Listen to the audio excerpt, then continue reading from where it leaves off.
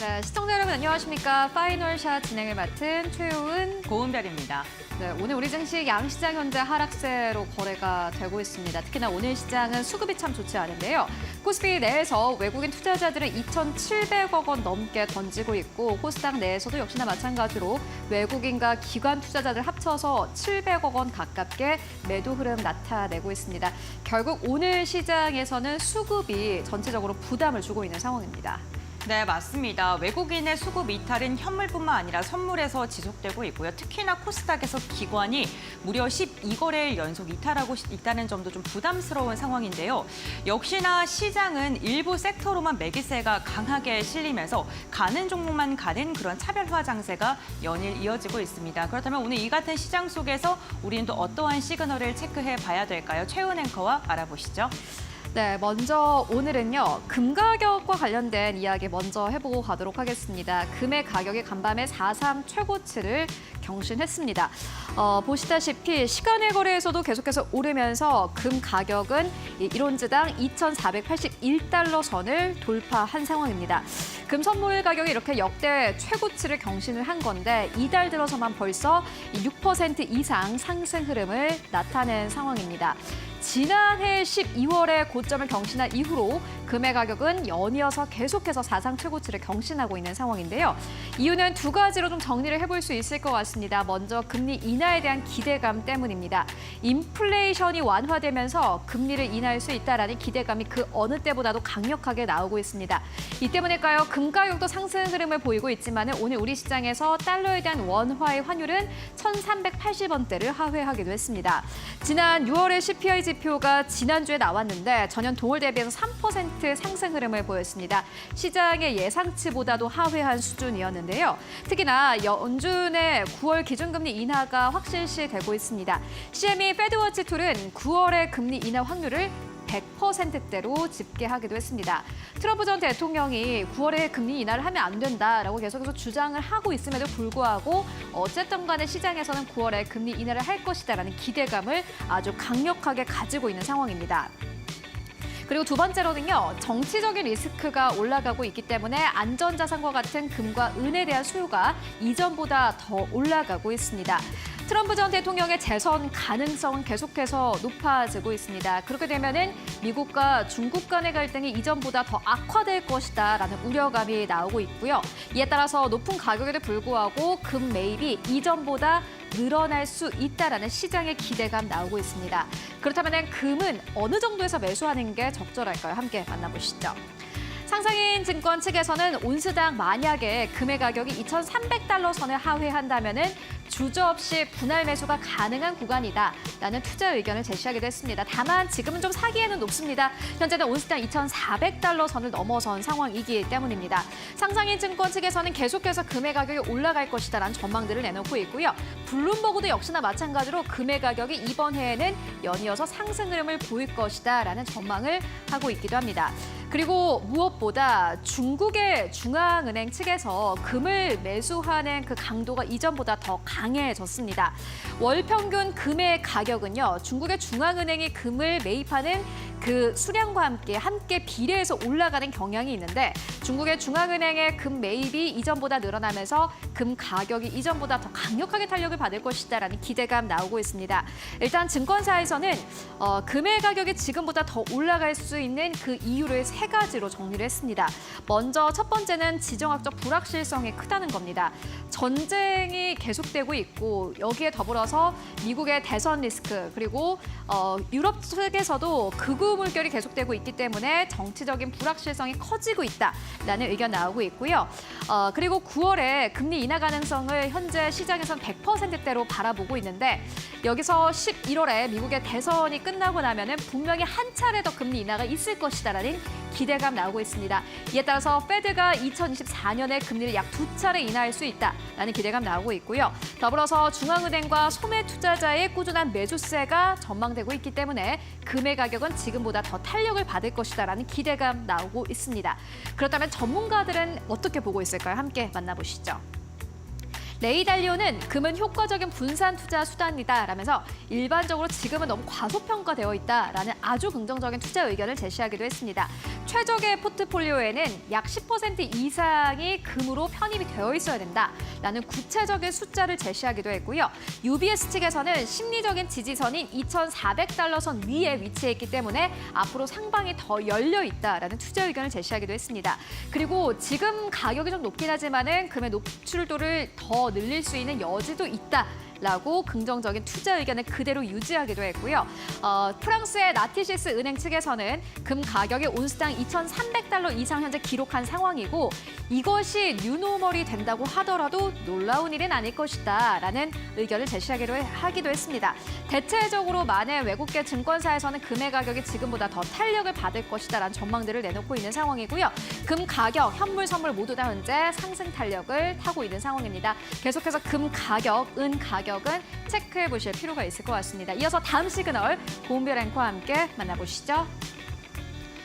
네, 다시금 조선과 중공업의 슈퍼사이클에 진입했을까요? 오늘 긍정적인 전망 속에 최근 조선 관련 기업들의 강세가 두드러집니다. 긍정적인 지표가 지속적으로 나오는 게 모멘텀으로 작용하고 있는 건데요.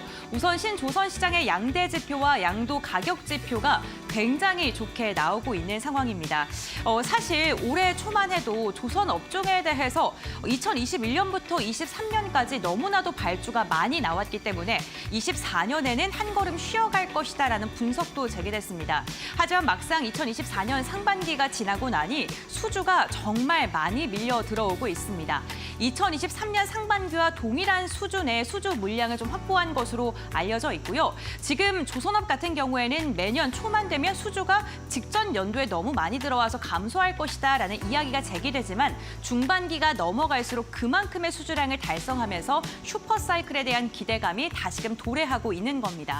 신조선가 지수도 지금 지속적으로 상승을 하고 있습니다. 신조선가 지수 추이를 보게 된다면 2020년부터 23년까지 꾸준하게 우상향하고 있는 게 확인되고 있는데요.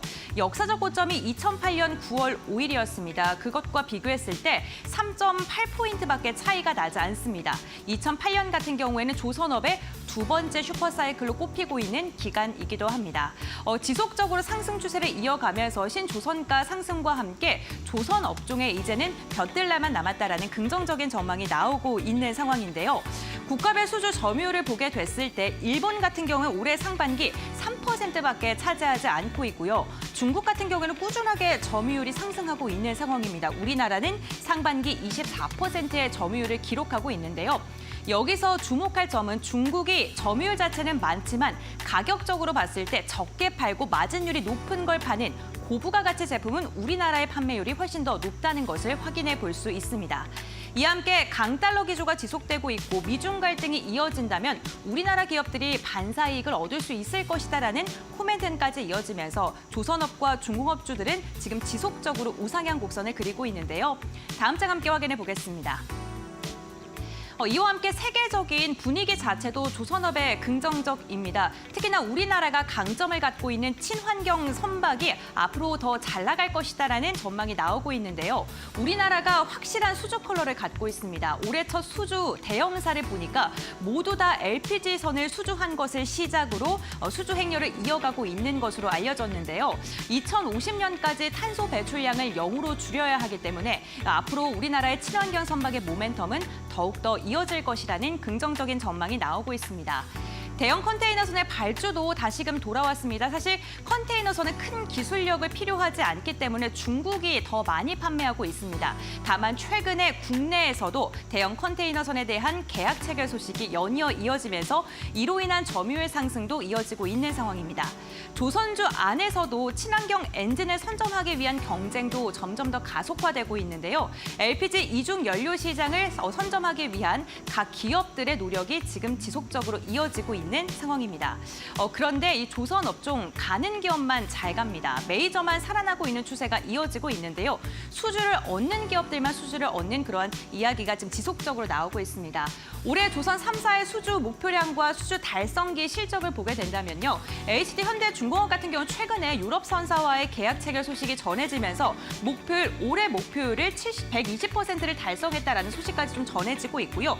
삼성중공업 같은 경우에는 49억 원, 50% 90% 이상 달성한 것으로 확인되고 있습니다.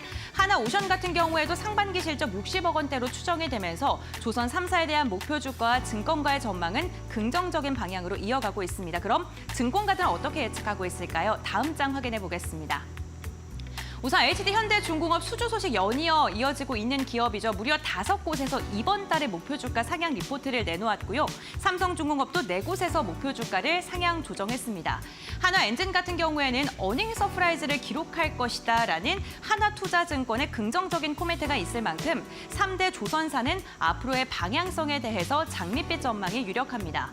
이와 함께 조선 기자재 업체들의 가동률 추이도 괄목할 만한 성과를 내고 있는 상황입니다. 우선 올해 1분기만 봤을 때 80에서 90% 이상의 가동률을 지금 달성하고 있는 기업들이 현저하게 많은데 조선업과 마찬가지로 기자재 업체들도 긴 시간 동안 업황이 안 좋았기 때문에 문을 닫은 기업들이 많았고요. 살아남은 업체들을 중심으로 해서 수주 잔고가 기하급수적으로 늘고 있는 긍정적인 시그널이 나오고 있습니다. 이제 조선업 전반적으로 확대되고 있는 매기세, 조선 업황의 백고동이 울릴까요? 앞으로 기대해 보겠습니다.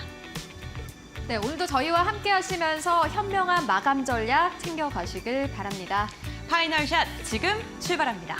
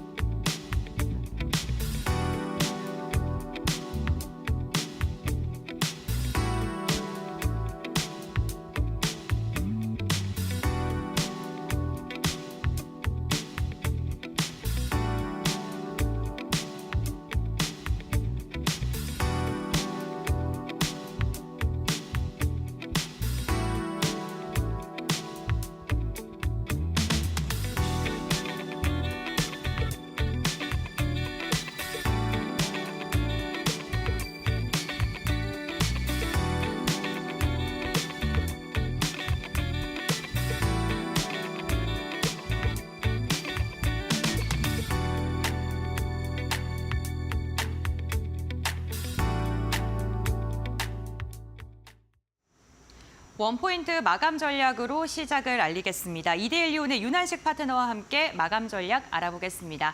안녕하십니까? 네, 안녕하세요. 윤한식 파트너입니다. 네, 오늘 국내 증시 외국인이 현선물 시장에서 이탈하면서 양지수 모두 다 하락을 하고 있는 모양새입니다. 마감 전략 어떻게 잡아야 할까요? 일단 금일 시장에서 코스닥 코스피가 미국 시장과 커플링되는 모습을 보여주지 못하고 있습니다. 디커플링 장세가 계속 연출되고 있는데 이는 우리 시장 자체에 유동성이 매우 제한되어 있음을 시사하는 것 같습니다. 코스피와 코스닥은 소폭 하락 흐름입니다만 그래도 꽤 강한 흐름을 보여주는 종목들이 있습니다. 트럼프 관련주, 비만 치료제 등이 시장에서 금일도 강한 모습을 보여주고 있고요. 특히 조선 섹터의 강세가 두드러지고 있습니다. 위와 같은 테마주 장세는요. 미국 대선 전까지 우리나라 시장에만 국한적으로 나타날 것으로 보이고 있습니다. 네, 그렇군요. 이 가는 종목만 더 탄력적으로 가는 장세가 이어지고 있습니다. 그렇다면 우리 증시에서 어떠한 종목을 공략하면 좋을까요? 일단 오늘 종목 자체는 제가 좀 직장인분들을 위해서 그다음에 좀 느긋한 거 좋아하시는 시청자님들 위해서 종목 하나 가져왔는데요. 바로 종목 이름은 삼성중공업입니다. 조선주들 중에 조선주 매매하셨던 분들이면 이 종목 모르시는 분들 없을 것 같아요. 특히 LNG 건조비 중에 점진적인 확대와 더불어서 이번 분기에는 외주 단가 상승 및 공정 안정화 관련 일회성 비용이 발생하지 않은 것으로 파악되고 있습니다. 환해치 100% 전략을 고수하고 있기 때문에 안정적인 실적 개선세가 계속해서 이어가는 중이고요. 매출액은 시장 예상치 2조 4천억 원에 부합할 전망이며 영업이익 역시 927억 원에 부합하는 무난한 실적을 기록할 것으로 기대합니다. 매출 비중은요, 24년 40%대에서 24년 20%대까지 공사 손실 충당금이 낮아질 전망이면요. 다만 적자폭이 상대적으로 큰 호선의 경우 상반기에 몰려 있어서 상선 부분에 대한 수익성 개선은 하반기에 본격화될 것으로 기대하고 있습니다. 또한 해양 부분에서도 상반기 매출 반영이 2천억 원 수준에 그칠 예정이나 하반기에는 7천억 원까지 올라와 유의미한 수익성 개선폭은 하반기에 이루어질 전망이기 때문에 충분한 상승 여력 또한 보유하고 있다고 판단이 됩니다. 매수가는요, 10,000원부터 1,800원까지 기중 10%로 분할 매수해 보시되 손절가는 9,800원 잡으시고요. 목표가는 12,000원 이상 도달치부터 분할 매도하시는 전략 취해보시면 좋을 것 같습니다. 네, 알겠습니다. 오늘 말씀 여기까지 듣겠습니다. 고맙습니다. 네, 감사합니다. 네, 섹터의 수급 쏠림 현상이 지속되고 있는 가운데 실적과 테마가 함께 엮여 있는 조선주 그 가운데서도 삼성중공업 언급해 주셨습니다. 가격 전략, 분할 매수 전략 잡아주셨으니까 체크해 보시면 좋을 것 같습니다. 이와 함께 오늘 국내 증시 외국인과 기관의 수급이 그다지 좋지 않은 가운데 이 가운데서도 눈여겨보고 있는 종목은 어떤 게 있는지 지금부터 알아보겠습니다. 최효은 앵커가 전해드립니다. 네, 현재 구간에서 외국인들이 사고 있는 기업들입니다. 먼저 외국인들은요, 오늘 삼성중공업과 두산 에너빌리티를 각각 매수하고 있습니다. 세 번째로는 한화 에어로스페이스 올라와 있고요. 네 번째로는 SK이노베이션, 다섯 번째로는 LG전자 올라와 있습니다. 오늘 외국인과 기관이 모두 다 삼성중공업과 두산 에너빌리티를 함께 매수하는 것이 오늘 시장의 가장 큰 특징이라고 할 수 있겠습니다. 매도하는 기업들 살펴보면은 여전히 반도체인데 외국인들이 완전히 스탠스가 돌아선 걸까요? 오늘 시장에서도 SK하이닉스 현재 매도 흐름 나타내고 있고요. 한미반도체도 현재 매도 흐름 나타내고 있습니다. 세 번째로는 삼성전자, 네 번째로는 LG화학, 다섯 번째로는 기아 올라와 있습니다. 이어서 코스닥 내에서의 수급 흐름도 함께 만나보시죠. 네, 오늘 코스닥 내에서는 외국인들이 알테오젠과 실리콘투를 가장 많이 매수하고 있습니다. 오늘 시장에서 HLB도 매수 들어오고 있고요. 네 번째로는 에코프로, 다섯 번째로는 VT 올라와 있습니다. 매도하는 기업들 살펴보면 오늘 가장 첫 번째로는 삼천당 제약 올라와 있습니다. HLB는 사지만 오늘 시장에서 삼천당 제약은 덜어가고 있는 흐름 보여주고 있고요. 오늘도 외국인 투자자들의 HPSP 줄매도 흐름 이어가고 있습니다. 세 번째로는 엔캠, 네 번째로는 재룡전기, 다섯 번째로는 우리기술 올라와 있는데요. 그렇다면 기관 투자자들 코스피 내에서의 수급 어떨까요? 함께 만나보시죠. 네, 오늘 코스피 안에서 기관 투자자들 두산 에너빌리티와 삼성중공업 가장 많이 매수하고 있습니다. 세 번째로는 두산 밥캣 올라와 있습니다. 두산 계열사들, 기관 투자자들은 계속해서 매수 흐름 나타내고 있고요. 네 번째로는 삼성전기, 다섯 번째로는 현대건설 올라와 있습니다. 매도하는 기업들 살펴보면 삼성전자, 오늘 외국인과 기관의 쌍끌이 매도가 나오고 있고요. 두 번째로는 한화오션, 세 번째로는 현대차, SK가 네 번째, 그리고 다섯 번째로는 한화 에어로스페이스 올라와 있습니다. 이어서 코스닥 내에서의 기관 수급 함께 만나보시죠. 네, 오늘 코스닥 안에서 기관 투자자들은 VT를 가장 많이 매수하고 있습니다. 두 번째로는 태광, 세 번째로는 성광밴드, 네 번째로 넥슨게임즈 올라와 있는데 기관 투자자들 코스닥 내에서 계속해서 넥슨게임즈 팔고 있습니다. 다섯 번째로는 CNC 인터내셔널 올라와 있고요. 매도하는 기업들 살펴보면은 가장 첫 번째로는 테크윙, 두 번째로는 서진 시스템, 세 번째로는 알테오젠, 그리고 네 번째로는 코오롱 티슈진, 다섯 번째로는 ISC 올라와 있습니다. 지금까지 수급 상황 함께 살펴보고 왔습니다. 네, 그럼 계속해서 수급 특징주들 알아보도록 하겠습니다. 오늘 이데일리 스페셜리스트 신일섭 전문위원과 함께합니다. 안녕하십니까? 네, 안녕하세요. 네, 오늘도 세 가지 종목에 대해서 좀 집중적으로 알아볼 텐데요. 우선 오늘 첫 번째 종목 VT입니다. 외국인 순매수 5위, 기관은 가장 코스닥에서 많이 사들이고 있는 종목인데 모멘텀 한번 짚어볼까요? 네, 일단 VT는 원래는 그 VT GMP, 네. 그렇고 예전에 GMP라는 회사였습니다.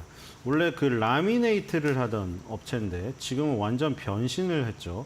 사명도 VT라고 되어 있고요. 리들샷으로 지금 다들 알고 있습니다.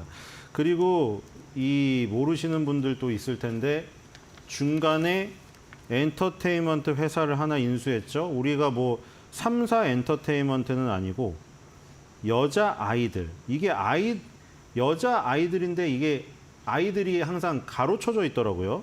그래서 여자 아이들이 데뷔 7년 차를 맞이한 이전에는 포미닛이 있었습니다. 누군지 아시겠죠? 큐브 엔터테인먼트. 포미닛이 나가고 아이들을 후속으로 키웠는데 아이들이 잘 컸어요. 그래서 여자아이들이 벌써 데뷔 7년 차에 들어섰고요. 그래서 이제 사업 분야가 그럼 3개가 되겠죠. 원래 영위를 하고 있었던 라미네이트 사업이 있겠고, 그 다음에 중간에 큐브 엔터테인먼트를 인수해서, 물론 원히트 원더겠죠. 포미닛 현아 씨가 이제 이 활동을 안 하시기 때문에 어쨌든 여자 아이들 IP 하나이지만 굉장히 강력한 IP를 갖고 있는 큐브 엔터테인먼트의 엔터테인먼트 사업, 그리고 최근에 부각이 된 리들샷을 필두로 한 화장품 사업이 있겠죠. 아무래도 요즘에 주가에 영향을 가장 많이 미치는 것은 화장품이죠.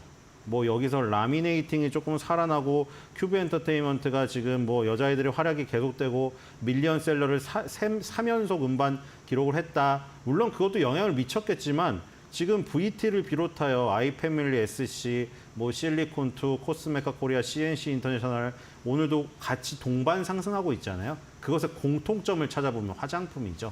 거기에 음반이나 라미네이트는 겹치지 않습니다.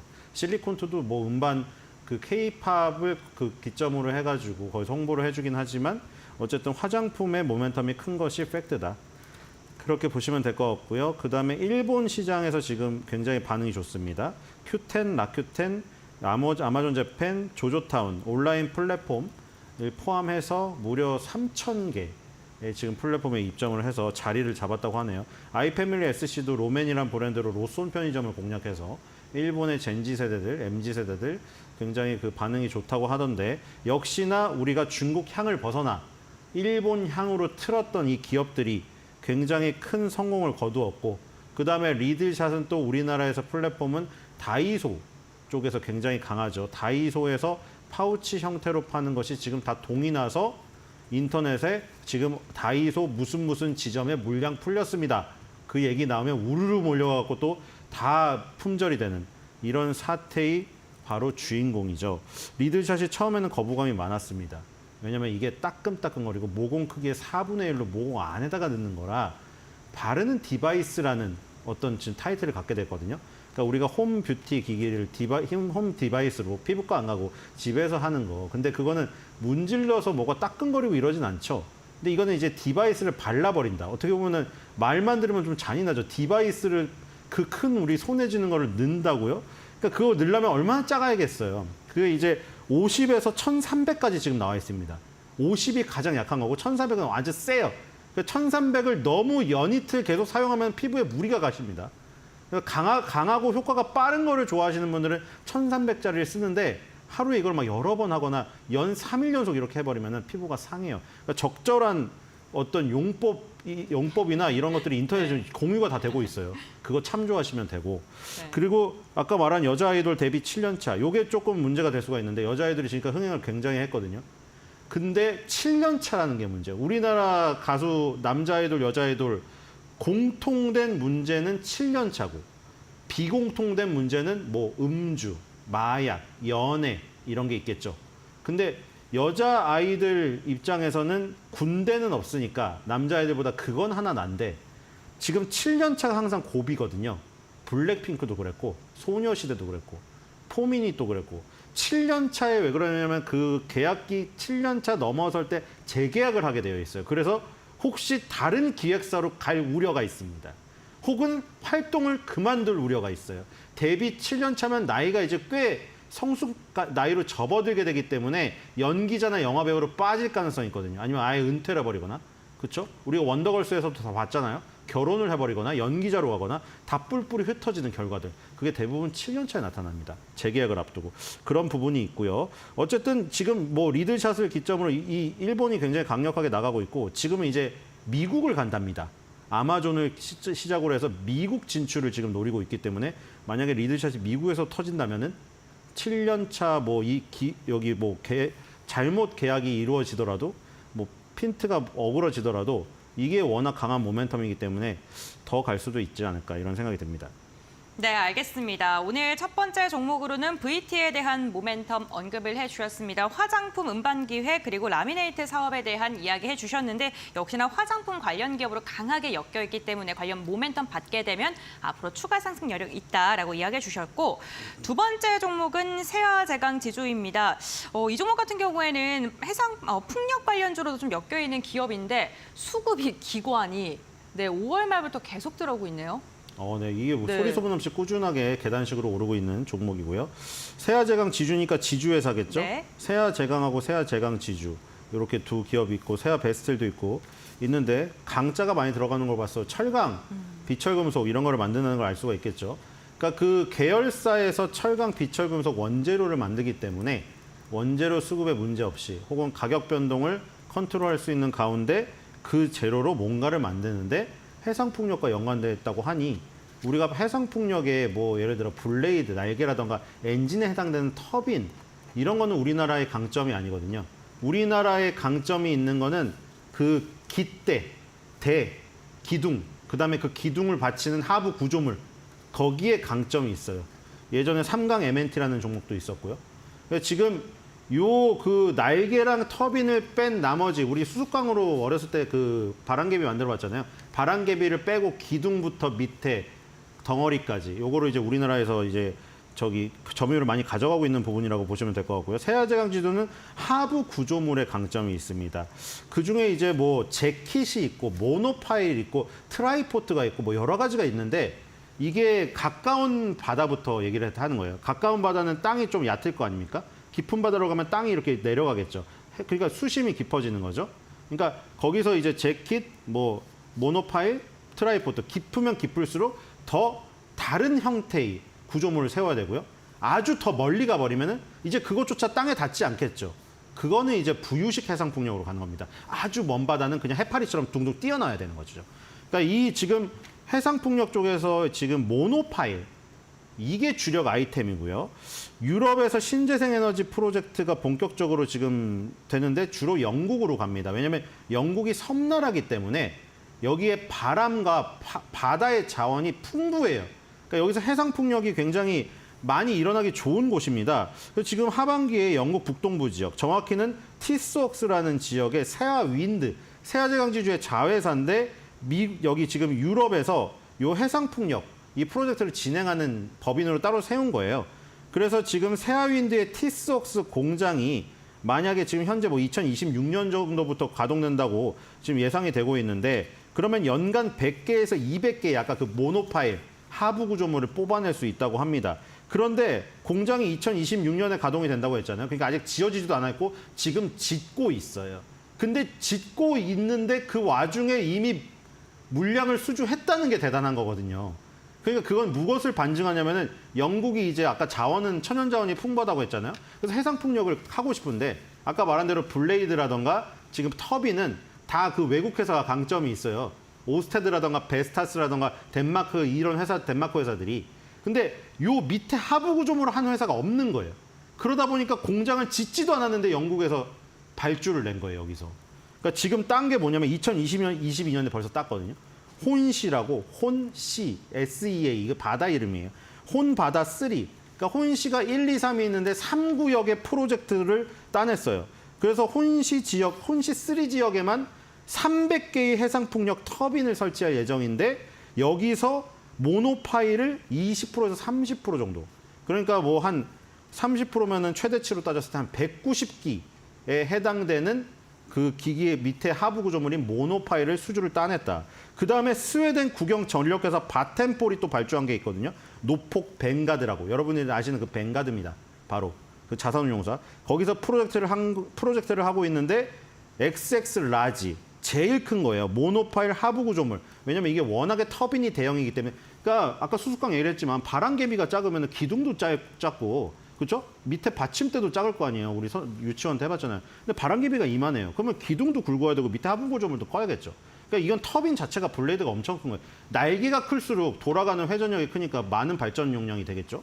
바다가 넓어야겠죠. 이건 바다가 넓은 거니까 XXL 모노파일 하부 구조물을 여기서 또 따냈습니다. 이 지금 여기도 영국이고 혼시도 마찬가지인데 대부분 영국 남동부 해안에서 막 47km, 50km 떨어진 먼 바다 지역이에요. 그래서 여기에 지금 두 개를 벌써 2022년, 2023년에 따는 거죠. 뭐 이 언론의 뉴스상에 나온 걸로는 벌써 3년치 물량이 뽑아졌대요. 2026년도에 가동이 시작될 거라고 했잖아요. 공장도 안 지어졌으니까. 근데 2026, 27, 28년까지의 일감을 미리 수주한 거예요. 아무것도 공장도 지어지지 않는 상태에서. 그러니까 세아지강지주의 하부 구조물 생산 능력을 영국에서 인정을 한 거죠.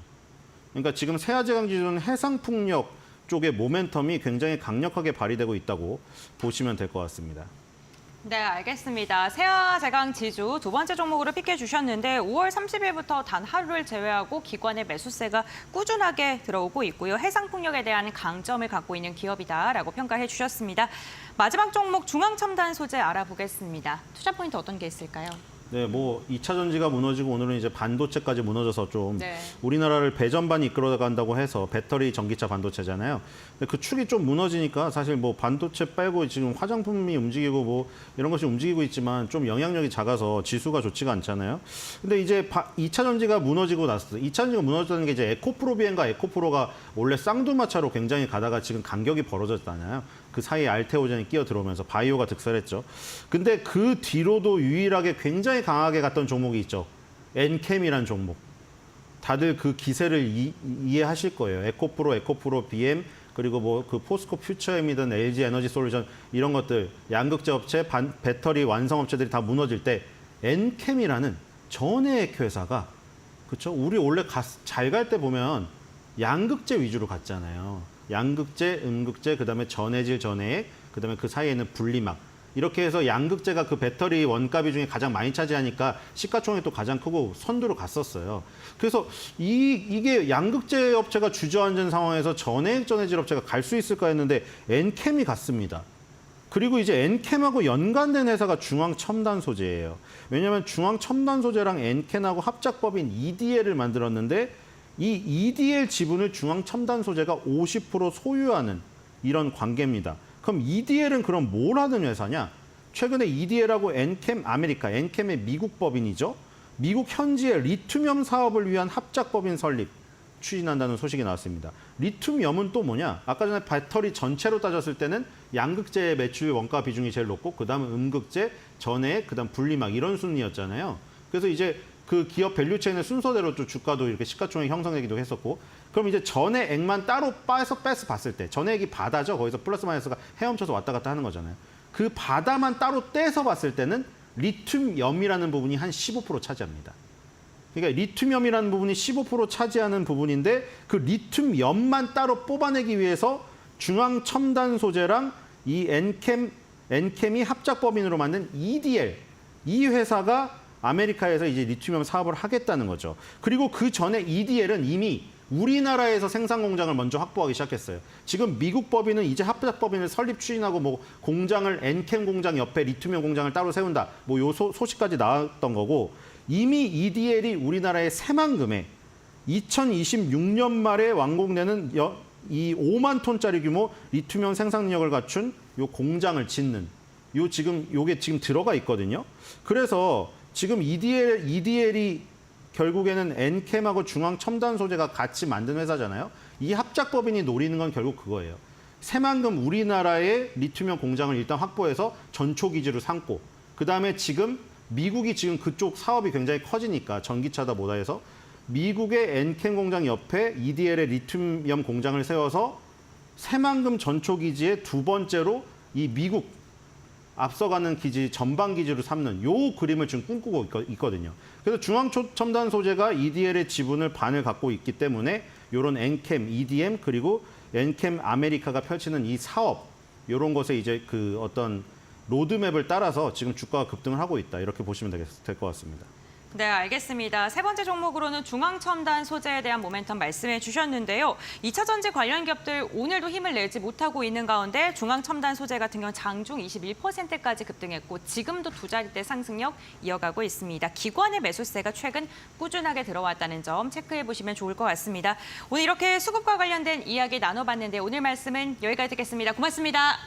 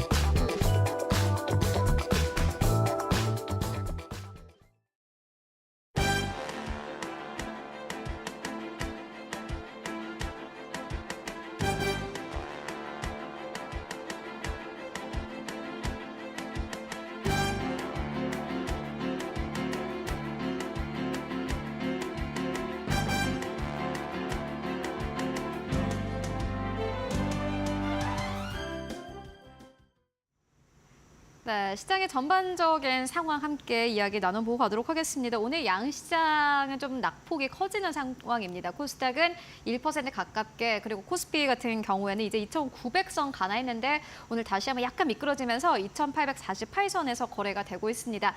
다만 장기적으로 봤을 때 연말까지 봤을 때는 여전히 코스피, 코스닥 긍정적이다라는 이야기 나오고 있고, 특히나 코스피보다는 코스닥 쪽에 낙폭이 좀 컸기 때문에 코스닥 쪽의 우려감이 커지고는 있습니다만은 최근에 뉴욕 증시에서 러셀 2000 지수가 계속해서 상승 흐름을 타고 있습니다. 이제 중소형주에도 기회가 온다라는 이야기 나오고 있는데 오늘 전반적인 시장 상황 함께 심도 깊게 이야기 나눠보도록 하겠습니다. 오늘은 인사이트 K의 배종찬 소장 모셨습니다. 안녕하십니까? 안녕하십니까?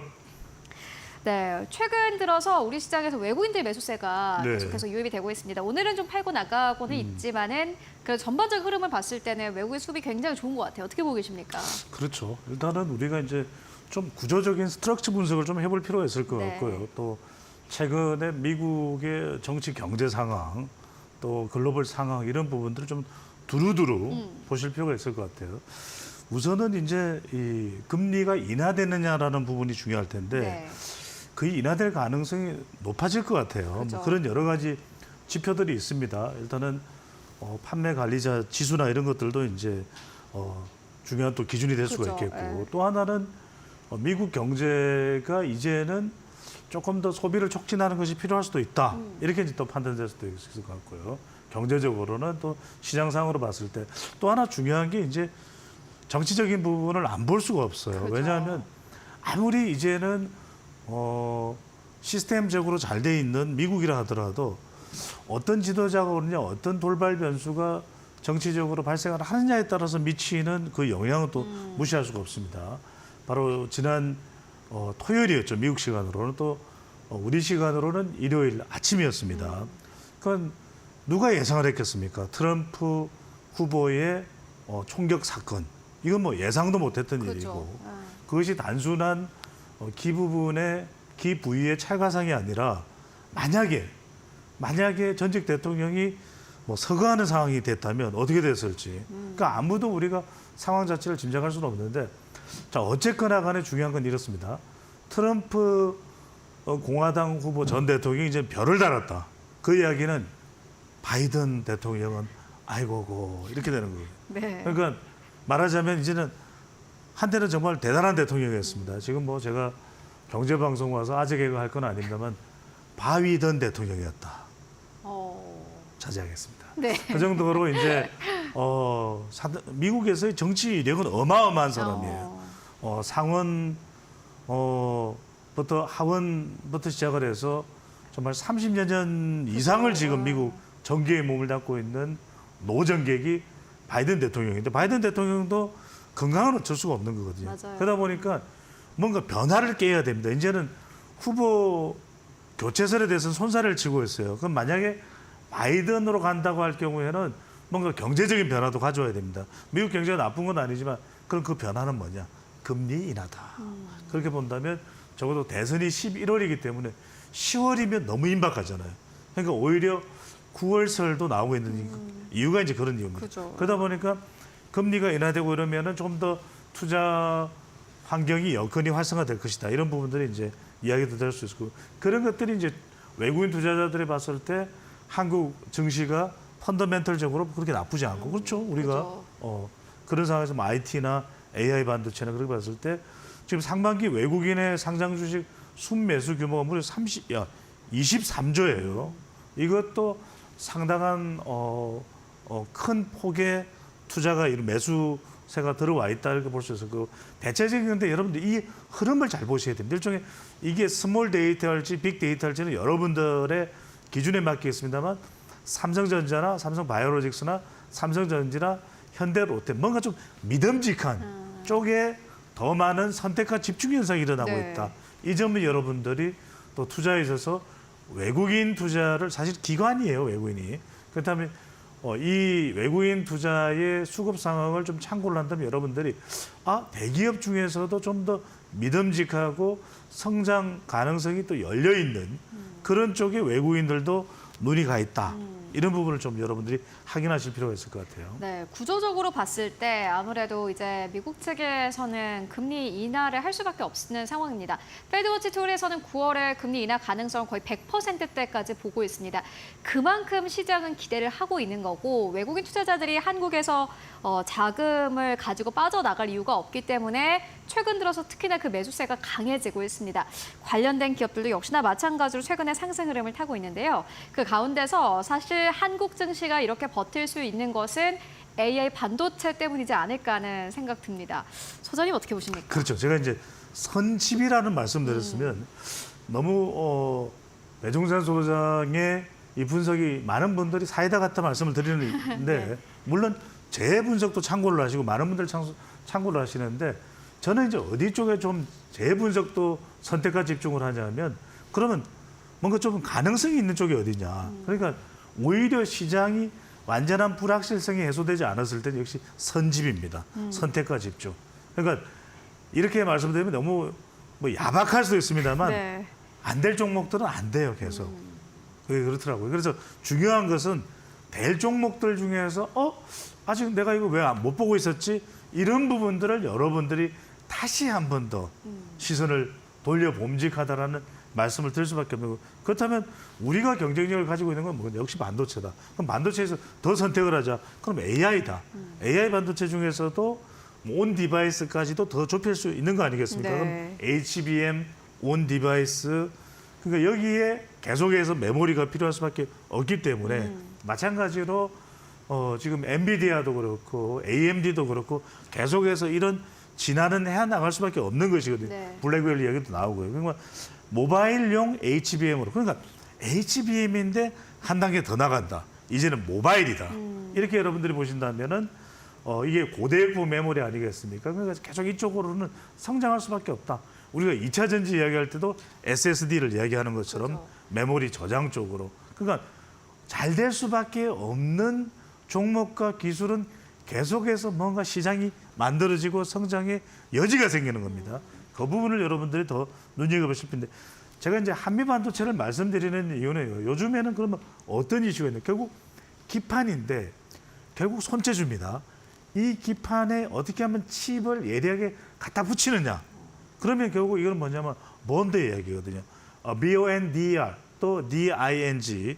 이건 무슨 말이냐면 결국 본드는 우리가 본드입니다. 그 접착제 본드 똑같아요. 그러니까 갖다 붙이는데 이게 얼마나 정교하냐의 문제거든요. 결국 정교한 부분에 있어서의 우리 대한민국 기술력의 강점, 우리의 또 장점, 이 부분이 집중될 수밖에 없기 때문에 이제는 2.5D 나이 본드 쪽으로 가고 있는 그런 상황이라는데, 여기서 경쟁력을 발휘할 수 있는 회사가 어디냐? 여전히 한미 반도체다. 그러니까 이런 부분을 요즘에는 봐야 될 거, 다 올라간 거 아니냐? 근데 조금 더 한 단계 더 뛰어오를 수 있는 점퍼가 가능한 기업들은 어디냐? 이 부분들도 여러분들은 과도기 시점에서 좀 더 아직 완전히 시장이 확 하고 열린 건 아니니까 그죠. 이런 부분에 여러분들이 좀 집중해서 봐주시는 게 좋을 것 같습니다. 최근에 이제 코스피 지수가 2,900선을 향해서 달려가고는 있습니다만, 최근 경제 상황을 이전과 좀 비교를 해보면은 팬데믹 당시와 좀 비교를 해보면 확실히 차이가 있습니다. 돈이 막 풀려서 모든 업종이나 경제 호황이 있는 것이 아니라 진짜로 잘 가는 기업만 괜찮은 매출을 내고 있기 때문에 그러한 기업들을 선별하는 것이 굉장히 중요한데요. 그런 측면에서 봤을 때 AI 반도체는 어쨌든 간에 시장이 계속해서 커지기 때문에 한국 기업들 수혜를 받을 수밖에 없고, 그 가운데서도 기술력이 있는 기업들은 계속해서 살펴보실 필요가 있을 것 같습니다. 이어서 기업 밸류어 프로그램과 관련된 이야기도 나눠보고 가도록 하겠습니다. 기업 밸류어 프로그램이 지금은 약간 좀 시장에서 소화되긴 했습니다만은 어쨌든 간에 계속해서 가는 그렇죠. 이슈이긴 하거든요. 그렇죠. 음. 자, 일단은 우리가 뭐 사개미가 됐든 어쨌든 간에 우리 증시도 그렇고 이런 걸 여러분 뭔가 더 우리가 본질적인 것은, 자, 과일이다. 그러면 과일을 어떤 과일을 크랜베리를 먹을까 아니면 뭘 먹을까, 이렇게 여러분들이 생각하지만 조금 여유가 생기면 뭐도 또 여러분들이 관심이 갑니까? 그릇이죠. 담는 그릇이에요. 제가 이 말씀을 드리는 이유는, 자, 금리가 인하된다. 어느 기업이지? 여러분 생각하실 수 있는데, 또 한번 밸류업이지? 그러면 다 공통적으로 모든 시장에 있는 종목들 조금씩 혜택을 보는 거예요. 그 이야기는 뭐냐? 그 모든 종목들과 관련된 쪽이 어디입니까? 금융이나 증권이죠. 결국 아니 시장이 좀 좋아지면 증권사도 이제 좀 숨통이 트이는 거 아니겠어요? 그렇죠. 그러면 그동안 쫙 가라앉아 있던 이 증권주를 여러분들이, 금융주, 제가 그래서 말씀드렸잖아요. 아마 기억나실 거예요. 2년 전, 3년 전에 우리 방송에서 은행주에 관심 좀 기울여라. 배당금도 좋고요. 중간 배당도 하니까. 그 말씀은 뭐냐면 결과적으로는 자꾸 우리의 신경이 어디에 자동적으로 연결됐냐. KRX 증권지수를 봐도 지금 최근에 좋아요. 그러면 이런 것들을 본다면, 아, 이렇구나. 어떤 종목이 생각이 난다면 이런 것들을 다 바구니를 담았을 때 혜택을 볼 수 있는 섹터가 어딘가. 증권지수가 있겠구나. 그러니까 지금 유진이든 삼성증권이든 키움이든 NHT 두 자릿수 주가 상승률이에요. 그러니까 그런 효과가 있다. 여러분들이 기업 밸류를 기업마다 조금씩 당장 어디가 쑥 하고 좋아지는 건 알 수 없지만 조금씩 좋아져서 그죠. 주가가 올라가면 거래가 좋아지고 그 거래에 대한 반사이익을 얻어가는 것은 또 증권 정보. 그러니까 과일을 여러분들이 선별하는 것도 중요하지만 과일이 잘 되네. 이 과일도 잘 되고 저 과일도 잘 되네. 그러면 그 그릇도 볼 수 있는, 접시도 볼 수 있는, 본 차이나야? 좋은데? 아니지. 본 코리아야. 이렇게 볼 수 있는 여러분들의 또 이 분별할 수 있는 그런 투자 관점도 필요해 보입니다. 네, 중요한 말씀해 주셨습니다.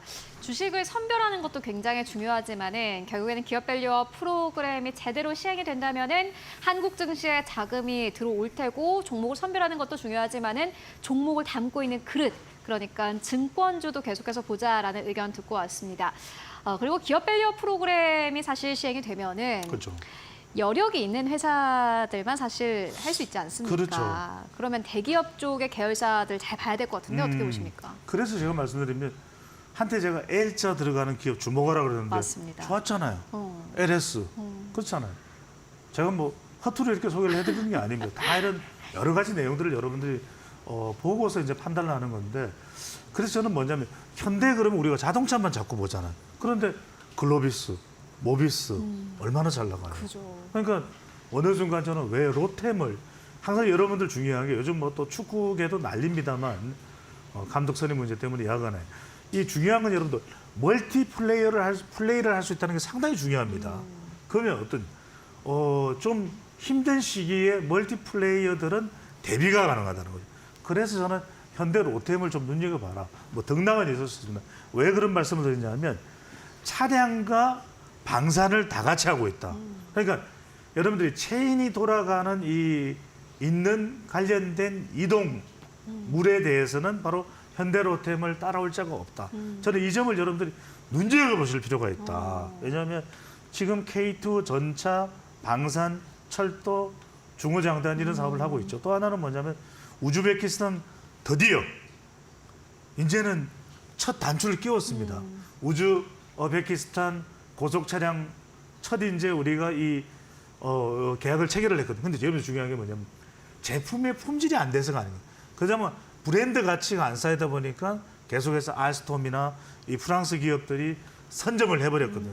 이제는 쑥쑥쑥쑥 저는 현대로템이 이 K 열풍과 함께 올라갈 수 있다. 그다음에 또 하나가 K 방산이죠. K2 전차가 어딥니까? 현대로템이 난리가 나요. 폴란드 와, 루마니아 와. 근데 또 중요한 건 뭐냐면 트럼프 재집권이 이루어지면 맞아요. 나토 국가들한테 방위비 내놔라. 안 그러면 우리 못 도와준다. 이런 에이브람 전차 안 보내준다. 이럴 거란 말이에요. 그때 이 유럽 국가들이 대체할 수 있는 노르웨이든 스웨덴이든 그게 바로 K2 전차라는 거죠. 그런 점에서 지금 벌써 폴란드에 내년까지 180대 그다음에 이게 계속 시장이 확대되고 있어요. 그리고 가성비에서 K2를 따라올 만한 전차가 없어요. 여러분들 한번 화면을 보세요. 달리다가 급정거해서 급선회전 이걸 할 수 있는 전차가 몇 개 되지 않는다는 거. 전 세계에 우리 밀리터리 덕후들은 압니다. 그래서 그 부분들을 꼭 좀 보실 필요가 있을 것 같고 시간 관계상 바로 소개를 해드리면 제가 알테오젠과 유사한 제약회사 무조건 바라는 이야기 최근에 여러 번 하지 않았습니까? 네, 찾으라고 그렇죠. 몇 번이나 말씀하셨는데. 자, 노바티스가 큰 회사입니까 아닙니까? 그렇죠. 그런데 이 노바티스의 고지혈증 치료제가 렉비오입니다. 자, 여러분들 MZ 세대는 모르겠는데 제 세대만 돼도 고지혈증 이거 중요한데 심혈관 더 중요한데 약 많이 나갑니다. 근데 네. 여기에 이 에스티팜이 동아 소시오 계열사예요. 바카스 그동안 힘들었지. 바카스야. 네. 근데 이제 이 렉비오 원료를 이 렉비오라고 하는 노바티스의 약품의 원료인 올리고를 미국 외 지역은 동아 소시오가 에스티팜이 공급을 하는 거죠. 그래서 저는 상당히 더 성장 가능성을 가지고 있는데 또 하나는 뭐냐 미국의 제론 혈액암이죠. 앞으로 이 혈액암이 암 중에서 우리는 주로 위암과 폐암 뭐 우리 한국 사회에서는 간암을 이야기만 했는데 상당히 앞으로 혈액암 문제가 앞으로 많을 거라는 이야기들을 해요. 그런데 여기에 임상시험 물량을 에스티팜이 전량 생산을 합니다. 그래서 이런 분들을 보면 동아 소시오의 계열사라는 말씀드렸어요. 여기에 좀 제2의 알테오젠이 될 수 있느냐 그 여부는 좀 더 지켜봐야 되겠습니다만 좀 주목해 보실 필요가 있을 것으로 보입니다. 네, 역시나 기술력이 있는 제약 바이오 쪽도 보자라는 의견으로 정리를 해보고 가도록 하겠습니다. 지금까지 배종찬 소장과 함께 이야기 나눴습니다. 말씀 고맙습니다. 감사합니다.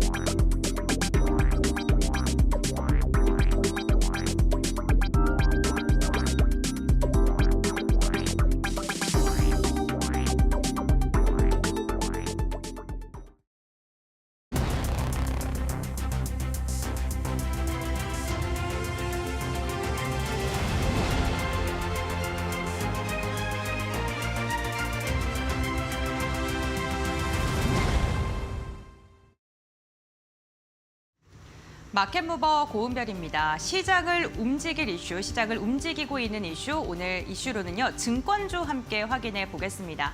최근 증권주들이 줄줄이 52주 신고가를 기록하고 있습니다. 앞으로의 전망치 또한 긍정적으로 제시되고 있는데요. 해외로 떠난 개미들 덕분이다라는 이야기가 나오고 있습니다. 증권주들의 2분기 영업이익 전망치가 지속적으로 상향 조정되고 있습니다. 자기 자본 4조 원 이상의 국내 증권사 6곳에 올해 2분기 영업 순이익 전망치는요, 1조 5천억 원이 넘어갈 것으로 보입니다. 지난해와 비교했을 때 12%가량 증가할 것으로 보이는데요. 최근 3개월간의 상향 조정치는 지속적으로 늘어나면서 19% 이상 올라간 것으로 확인되고 있습니다. 그러니까 시간이 지나갈수록 증권주들의 전망치가 점점 더 좋아지고 있다는 것입니다. 여러 가지 이유가 있겠습니다만 가장 먼저 증시의 거래 대금이 늘어나고 있다는 점이 굉장히 긍정적인데요. 2분기를 봤을 때 일평균 거래 대금은 20조 9천억 원가량으로 추산되고 있습니다. 그런데 월별로 나누어서 보게 된다면 4월이 20조 1천억 원, 5월이 21조 원, 그리고 6월이 21조 8천억 원가량으로 추산이 되면서 시간이 갈수록 거래 대금이 늘어나고 있는 것으로 확인되고 있습니다. 특히나 지난해와 비교했을 때 거래 대금이 16조 원에 불과했던 것과 비교한다면 현재 4조가량이 늘어났고요. 이로 인해 증시 거래 대금이 늘어나게 된다면 역시나 위탁 매매 수익이 증가하게 되고 증권주들의 수익 증가로 이어질 수밖에 없습니다. 이로 인해서 증권주들의 실적 전망치가 좋아지고 있는 거고요. 두 번째로 해외 주식의 결제액이 지속적으로 늘어나고 있다는 것 또한 긍정적입니다. 최근 답답한 국내 증시 박스피 속에서 국내 증시 아니다, 이제는 해외 증시를 매매해야 된다라는 개인 투자들이 늘어나고 있죠. 이로 인해서 해외 증시의 결제액이 1,000억 달러를 넘어선 것으로 확인되고 있는데요. 지난해 같은 기간과 비교한다면 50%가량이 증가한 것이라고 합니다. 그래서 해외 주식 결제 수수료로 인해서 수익이 더 늘어날 것이다라는 이야기가 나오고 있는 거고요. 위탁 매매 비중이 높은 삼성증권과 키움증권에 대한 영업이익은 30%가량 더 상승할 것이다라는 장밋빛 전망이 이어지고 있습니다. 다음 장 함께 확인해 보겠습니다. 이렇게 증권주들이 상승을 하다 보니까 KRX 증권지수 역시나 강세를 보이고 있습니다. 한 달간의 상승 추이를 보게 된다면 두 자릿대 상승 14% 이상이 오른 것으로 확인이 되고 있고요. 업종 지수 가운데 가장 높은 상승률을 보여주고 있습니다. 올해 초와 비교했을 때는 한 100포인트가량이 늘어난 것으로 확인되면서 증권주들에 대한 기대감이 점점 더 커지고 있는 것으로 보입니다. 이와 함께 정부 밸류 프로그램에 대한 수혜도 지금 기대가 되고 있는 상황인데요. 사실 증권주는 금융주와 비교했을 때 밸류업 초반에는 상대적으로 소외가 됐었습니다. 밸류업 프로그램에 대한 방안을 제시하지 않았기 때문인데 이달 들어서는 조금 다른 움직임입니다. 메리츠 금융지주가 올해 초에 당기 순이익 50% 이상을 주주에게 환원하겠다라는 이야기를 밝혔고요. 미래에셋증권 같은 경우에도 3분기에 밸류업에 대한 계획안을 발표할 것이다라고 이야기를 하면서 증권주들의 밸류업에 대한 방안 발표에 대한 기대감이 이어지고 있는 것입니다. 금리 인하에 대한 기대감도 점점 더 커지고 있습니다. 금리가 인하하게 된다면 지금 증권사들이 갖고 있는 채권과 같은 보유 자산의 평가 이익이 늘어날 수밖에 없고요. 재무제표상으로 건전해질 수밖에 없습니다. 이와 함께 금리가 인하되게 된다면 당연히 공격 자산에 대한 선호 심리가 높아질 수밖에 없고 증시가 점점 더 올라갈 수밖에 없습니다. 그로 인해서 증권주들의 거래 대금이 늘어날 것이다라는 전망이 나오고 있는 상황입니다. 단 굵직굵직한 종목 6조 원 이상, 5조 원 이상의 자기 자본을 갖고 있는 종목들은 앞으로 더 잘 갈 것이지만 3조 원 이하의 중소형 관련 기업에 대해서는 조금은 조심스러운 부분이 있다라는 코멘트가 함께 달리고 있는데요. 최근 증시 분위기 속에서 역시나 대형주 중심으로 수급이 쏠릴 것이고 대형주가 더 잘 갈 것이다라는 이야기가 지속적으로 나오고 있는 만큼 증권주들의 투자 포인트 이 부분 염두하시면서 접근해 주시면 좋을 것 같습니다. 지금까지 마켓무버였습니다. 네, 이어서 오늘 시장에서 움직이고 있는 기업들 바로 살펴보고 가도록 하겠습니다. 오늘은 지시인포의 박수범 대표 모셨습니다. 안녕하십니까? 네, 반갑습니다. 네, 대표님 일단은 저희 네. 어제 만나본 종목부터 이야기 나눠보고 가도록 하겠습니다. 네. 대표님을 기다렸어요. 오늘 네. 아침부터 삼성바이오로직스가 오늘 보니까는 4% 이상의 상승세 그리고 최근에 삼성바이오로직스에 대해서 굉장히 계속해서 긍정적인 의견 전해주셨는데 네네. 어떻게 물론 4%의 상승 흐름을 가지고 뭐 이만큼 아직 이제 상승이 다 있다 이렇게 표현할 수는 없겠지만은 어떻게 네. 보십니까? 저는 일단 좀 삼성바이오로직스에 대해서 상당히 좀 긍정적으로 생각하고 있는데요. 뭐 그 이유는 다름이 아니라 뭐 지금 외국인들이 일단 수급이 너무나 좋습니다. 지금 15일째 연속 순매수가 이어지고 있고요. 그리고 실적에 대한 기대감이 상당히 좀 높은 편이죠. 뭐 그런 부분들로 인해서 지금 현재 외국인들도 지속적으로 매수가 들어오는 걸로 보고 있습니다. 그렇기 때문에 저는 좀 러프하게 내년까지 좀 바라본다면 저는 솔직히 뭐 삼성바이오로직스에 대해서는 목표가를 120만 원까지도 바라보고 있어요. 그렇기 때문에 120만 원이요? 네, 120만 원까지 바라보고 있기 때문에 지금 현재 이 정도 움직인 거는 약간 언발의 오줌두기 아직까지는 올라갈 여력이 룸이 많이 남아 있다라고 저는 보고 있습니다. 그렇기 때문에 뭐 그런 관점에서 저는 삼성바이오로직스에 대해서 상당히 좀 긍정적이다라고 좀 말씀을 좀 드리고 싶고요. 전 고점이 보면 이제 거의 88만 원 정도였어요. 최근에 88만 원 정도였는데 이 부분도 이제 가볍게 통과할 것으로 저는 기대를 하고 있습니다. 그래서 단기 상승 흐름이 이번 주에 가장 시세가 좀 잘 나오고 있다라고 좀 말씀드리고 싶고, 그리고 삼성바이오로직스 같은 경우에는 올해 초부터 해서 지금까지 국내에서 매수한 이제 종목 중에서는 세 번째로 외국인들이 제일 많이 매수한 종목입니다. 그렇기 때문에 지속적으로 매수하고 있는 부분들, 거기다 이제 외국인들의 비중이 높아가고 있는 부분들, 그런 부분을 봤을 때는 충분히 전 고점 돌파해서 제가 원하는 120만 원까지도 한번 기대해보자라고 말씀드립니다. 보면은 대표님의 포부가 느껴지는 게 네. 이전에 삼성전자도 그렇고 삼성바이오로직스도 그렇고 다 증권사보다 높은 목표 주가를 말씀을 해주고 계시고 네네. 그리고 앞서서 또 LG전자에 대한 의견도 전해주신 바 있는데 주가 꽤 많이 올라왔습니다. 외국인 수급 계속해서 붙고 있고 이 기업도 계속 갈까요? 어떻게 보십니까? 네, 오늘 좀 아쉽게도 오늘 장중에는 정말 뭐 3%까지 좀 올라가다가 그러니까요. 좀 윗꼬리를 좀 달면서 이제 약간 영망치 형태의 이제 일봉이 좀 만들어지긴 했는데 뭐 거래량도 일부 차익 매도 물량이 좀 나왔어요. 근데 LG전자는 아시다시피 좀 약간 뭐라고 해야 되나 대형주 중에서도 조금 약간 가볍게 움직이는 경향이 좀 있습니다. 그렇기 때문에 일부 지금 이제 차익 실현 매도 물량이 좀 나왔다라고 보여지고요. 아무래도 7월 초에 이제 물려있던 물량들이 막판에 오후장 들어서 좀 매도세로 좀 전환되었다라고 좀 보여집니다. 하지만 제가 봤을 때는 내일 시초가가 갭을 띄워서 상승할 여력이 아직까지 많이 남아 있습니다. 실적에 대한 기대감도 계속해서 지금 높아져 가고 있기 때문에 특히나 B2C 쪽보다는 B2B 쪽을 통해서 지금 현재 매출이 크게 증가세를 좀 보여주고 있다는 부분들. 뭐 그런 관점에서 보게 되자면 저는 LG전자에 대해서는 상당히 좀 긍정적이다. 지금 현재도 대응해볼 만한 좋은 종목이라고 말씀드리고 싶습니다. 네, LG전자도 마찬가지고 삼성바이오로직스도 마찬가지고 주가 꽤 많이 올라왔습니다만은 그럼에도 불구하고 앞으로 업사이드 더 열려 있다라는 부분 함께 짚고 왔습니다. 앞서서 전해주신 종목인데 이렇게 수익률이 많이 나와서 굉장히 뿌듯하고요. 이어서 또 오늘 그러면은 가지고 오신 기업들 차례대로 만나보도록 하겠습니다. 먼저 첫 번째 기업은 한국항공우주입니다. 오늘 시장에서 2% 이상의 강세 5만 원대까지 올라오면서 5만 500원대를 뚫어내기도 했습니다. 이 기업은 어떻게 보십니까? 지금 어떻게 보면 현대로템이라든지 그리고 뭐 하나시스템이라든지 하나에어로스페이스 그리고 지금 LIG 넥스원 다들 주가가 강력하게 상승하고 있었는데 오히려 움직이지 못했던 종목이 한국항공우주였습니다. 한국항공우주에 대해서는 저도 지금 현재는 상당히 좀 지금은 우리가 좀 대응해볼 만하다라고 저는 판단하고 있고요. 정말 오랜만에 오늘 같은 경우에는 이제 외국인과 기관들의 양매수가 좀 들어왔어요. 그래서 앞으로 이제 매수 물량이 좀 더 추가적으로 좀 발생할 가능성이 상당히 좀 높다라고 좀 판단하고 있고요. 지금 보면 지금 말레이시아도 마찬가지고 지금 이제 폴란드도 마찬가지, 인도네시아도 마찬가지고 대략적으로 지금 FA50 전투기에 대해서 경 전투기에 대해서 지금 현재 판매된 대수가 지금 130여 대가 됩니다.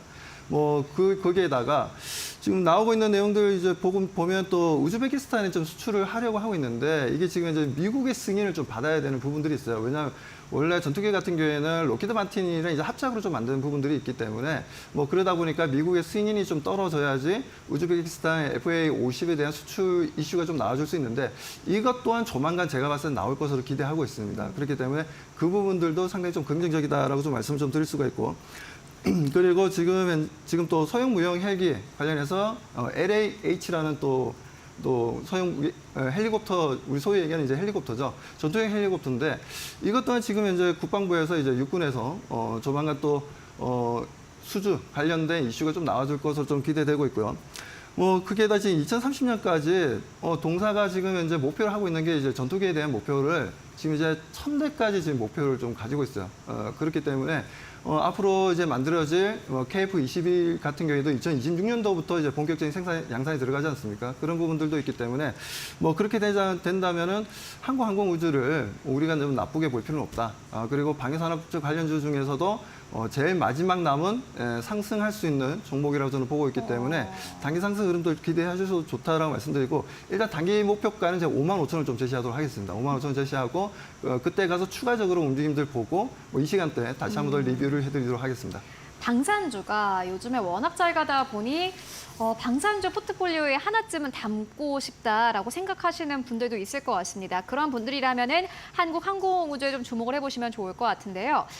아직까지 다른 기업들 대비해서 많이 올라가지 못했기 때문에 분명히 기회 있고 지금 5만 원대 뚫어냈고 단기적으로 5만 5천 원대까지 갈 수 있다라는 의견 듣고 왔습니다. 이어서 두 번째 기업 바로 만나보도록 하겠습니다.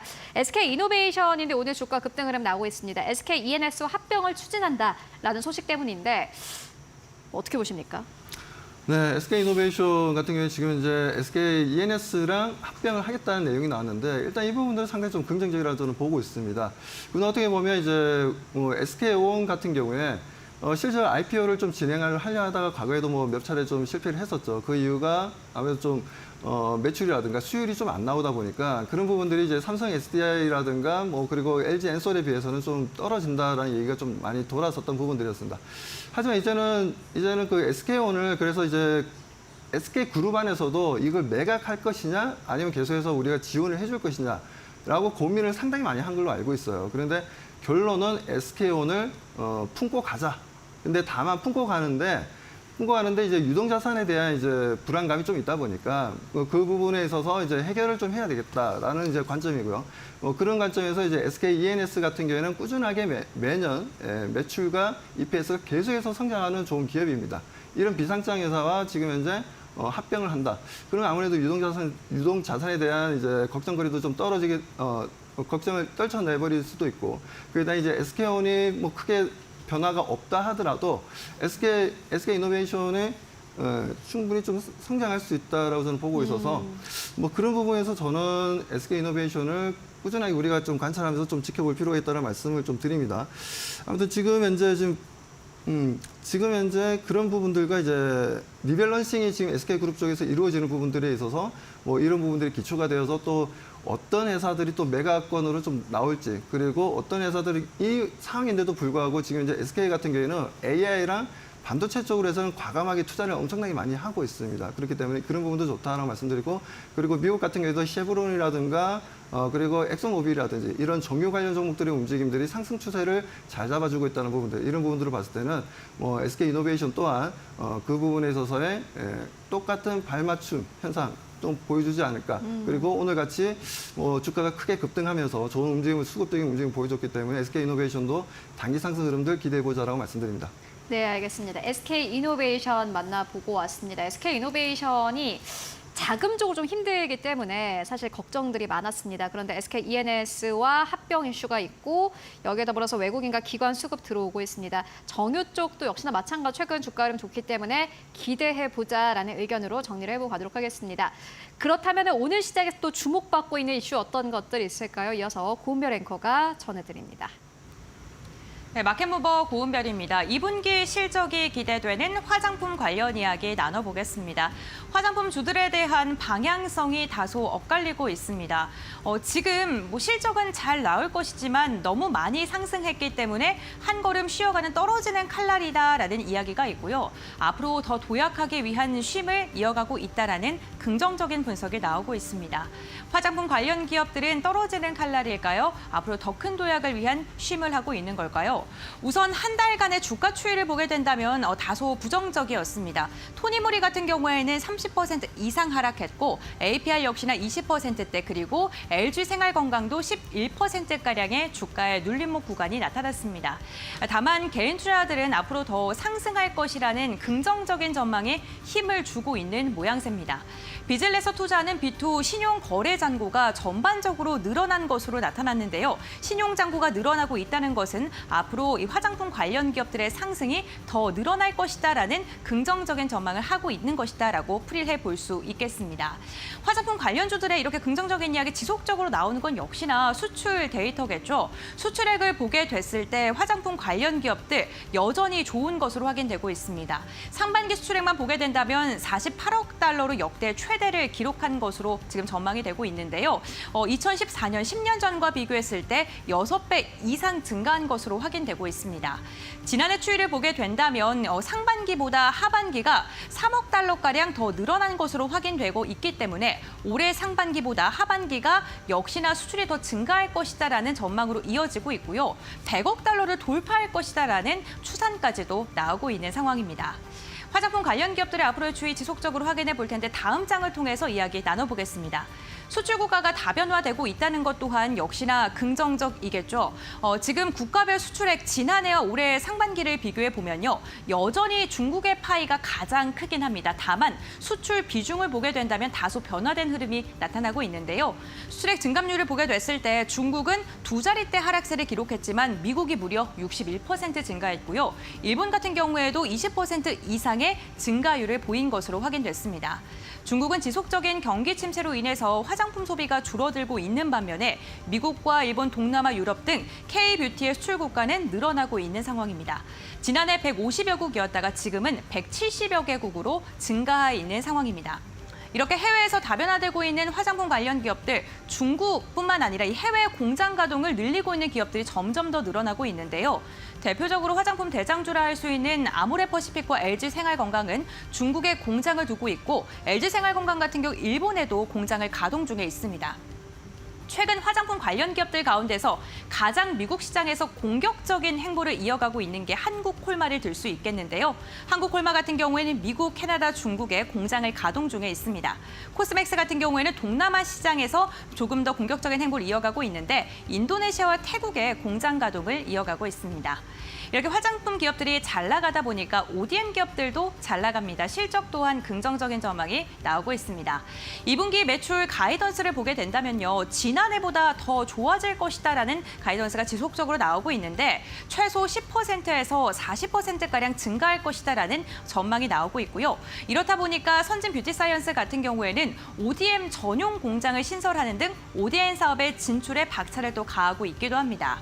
또한 K뷰티가 고금리, 고물가 속에 가성비가 좋다라고 소문이 나면서 지속적인 상승세가 이어지고 있는 건데요. 특히나 스킨천사라던가 다양한 브랜드, 인디 브랜드들이 인기를 끌면서 우리가 접하지 못했던 화장품 브랜드들이 미국에서 많이 판매되고 있다는 소식이 전해지고 있기도 합니다. 그렇다면 미국 시장에서 어떠한 이벤트들이 있었을까요? 우선 2분기는요, 계절적 성수기였습니다.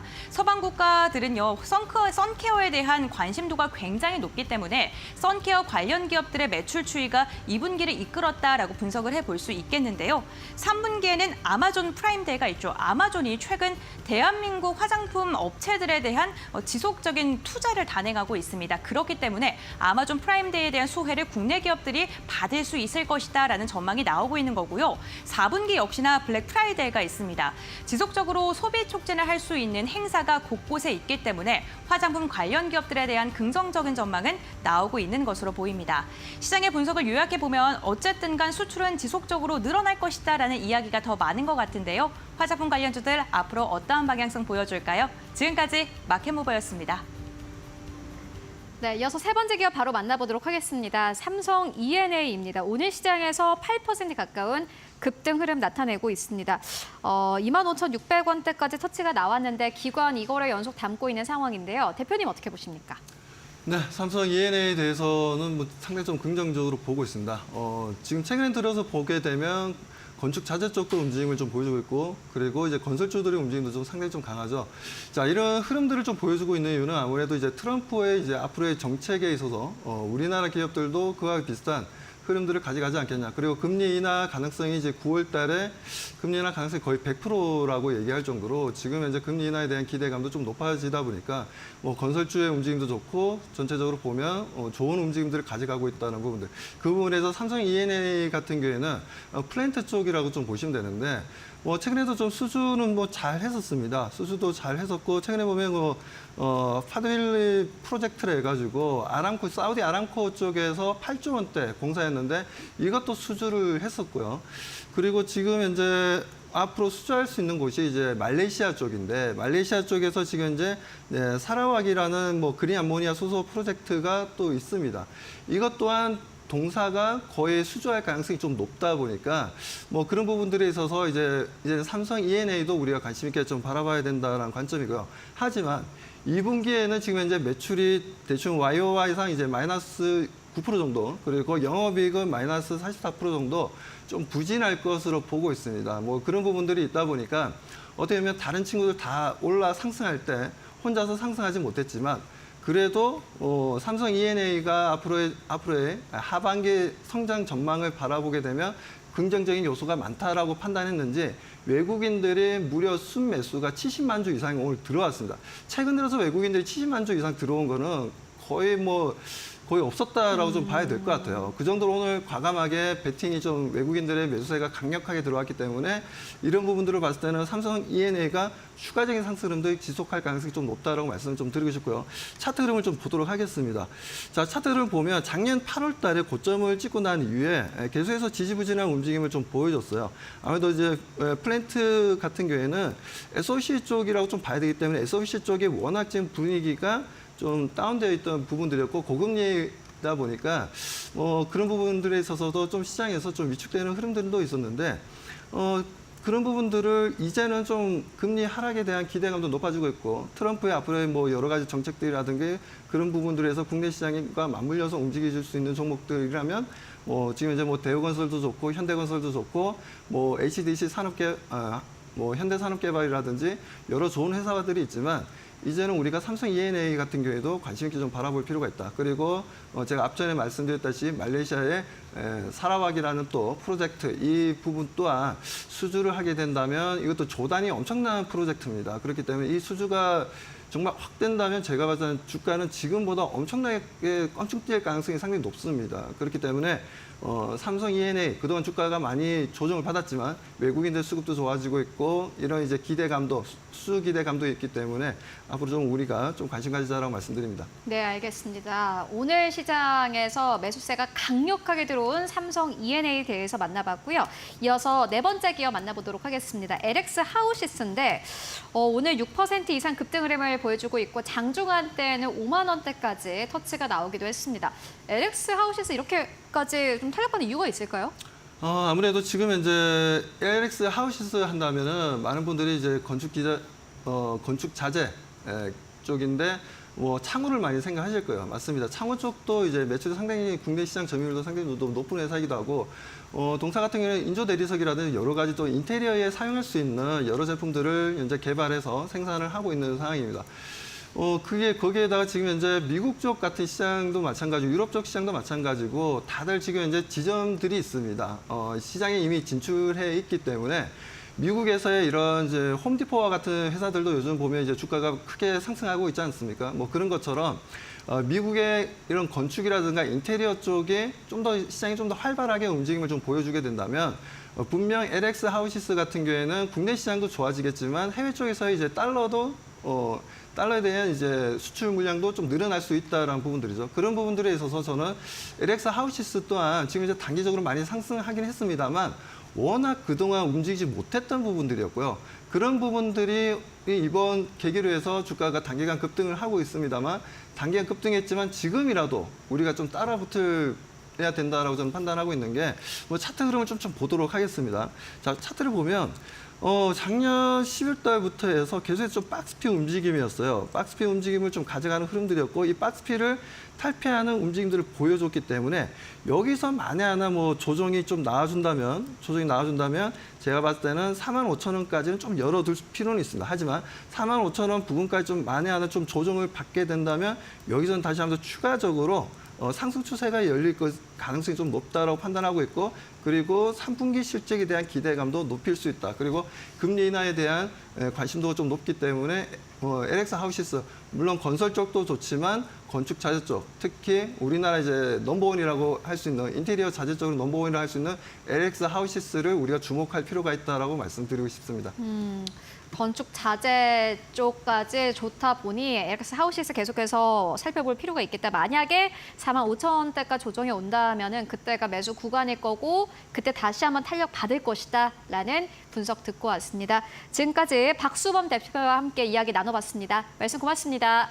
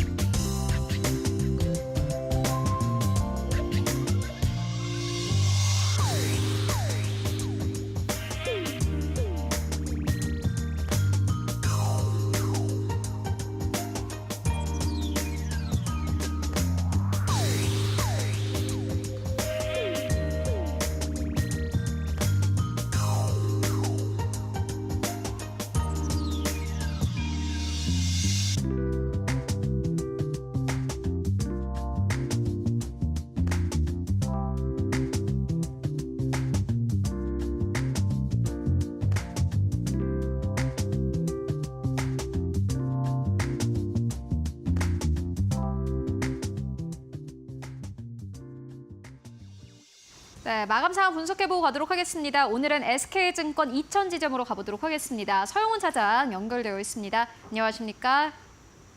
네, 안녕하세요. 네, 오늘 시장 마감 상황 어떻게 보고 계십니까?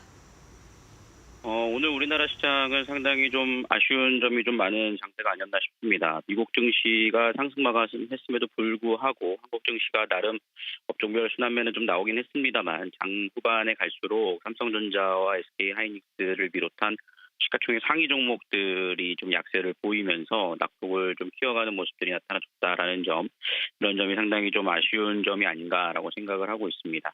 한국 증시는 오늘 옵션 만기일인 만큼 뭐 좀 어느 정도 선물 시장에 좀 영향을 받았다라는 정도 들 수 있겠으나 선물 시장의 하락을 만들어내기 위한 시가총액 상위 종목들의 좀 바스켓 매도가 이어지면서 시장의 약세가 이어졌다라는 점들을 체크해 볼 수 있을 것 같습니다.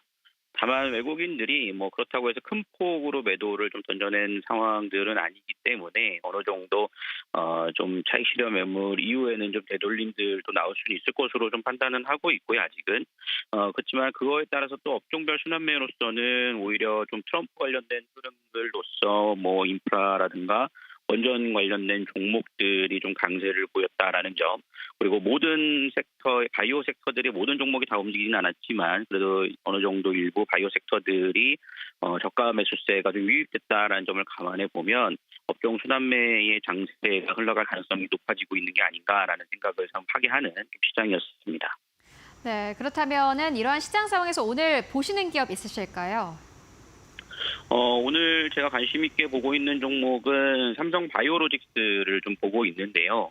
하반기에 바이오 섹터들에 대한 전망들이 상당히 좀 긍정적으로 좀 나오고 있는 상황입니다. 현재 비만 치료제 관련된 종목들은 다소 좀 큰 폭으로 상승을 한 자리에 놓여 있기 때문에 좀 부담스러울 수 있겠습니다만 현재 구간에서는 시밀러 쪽이라든가 이런 쪽에 대한 관련된 흐름들, CMO에 관련된 부분들에 따라서 삼성 바이오로직스는 좀 관심 있게 살펴볼 수 있는 부분이 될 것으로 좀 판단을 하고 있고요. 자체 플랫폼인 디벨로픽 3.0을 좀 발표를 하면서 앞으로 또 규모단에 대한 확대에 대한 부분들도 상당히 좀 기대감이 높아져 있는 상황입니다. 최근 삼성바이오로직스의 실적 성장의 배경을 살펴보면 시가총액 기준에서 전 세계 제약회사의 20개 중에 16개의 기업을 좀 고객사로 확보를 하고 있다라는 점들도 좀 보실 수 있을 텐데요. 그만큼 시장에 있어서 강한 흐름들을 좀 보이고 있고 특히나 실적이 나오는 종목 중에 하나라고도 볼 수 있겠습니다. 여기에 따라 외국인 수급들도 좀 들어오면서 오늘 시장에서도 좀 강세를 보였는데 추가적인 상승 가능성도 열어놓을 수 있는 만큼 여전히 하반기에 좀 관심 종목에 넣어 놓으시고 좀 살펴볼 수 있는 종목이 되지 않을까라고 예상을 하고 있습니다. 네, 제약바이오 안에서도 삼성바이오로직스 계속해서 주목해보자라는 의견으로 정리를 해보도록 하겠습니다. 말씀 고맙습니다. 네, 감사합니다.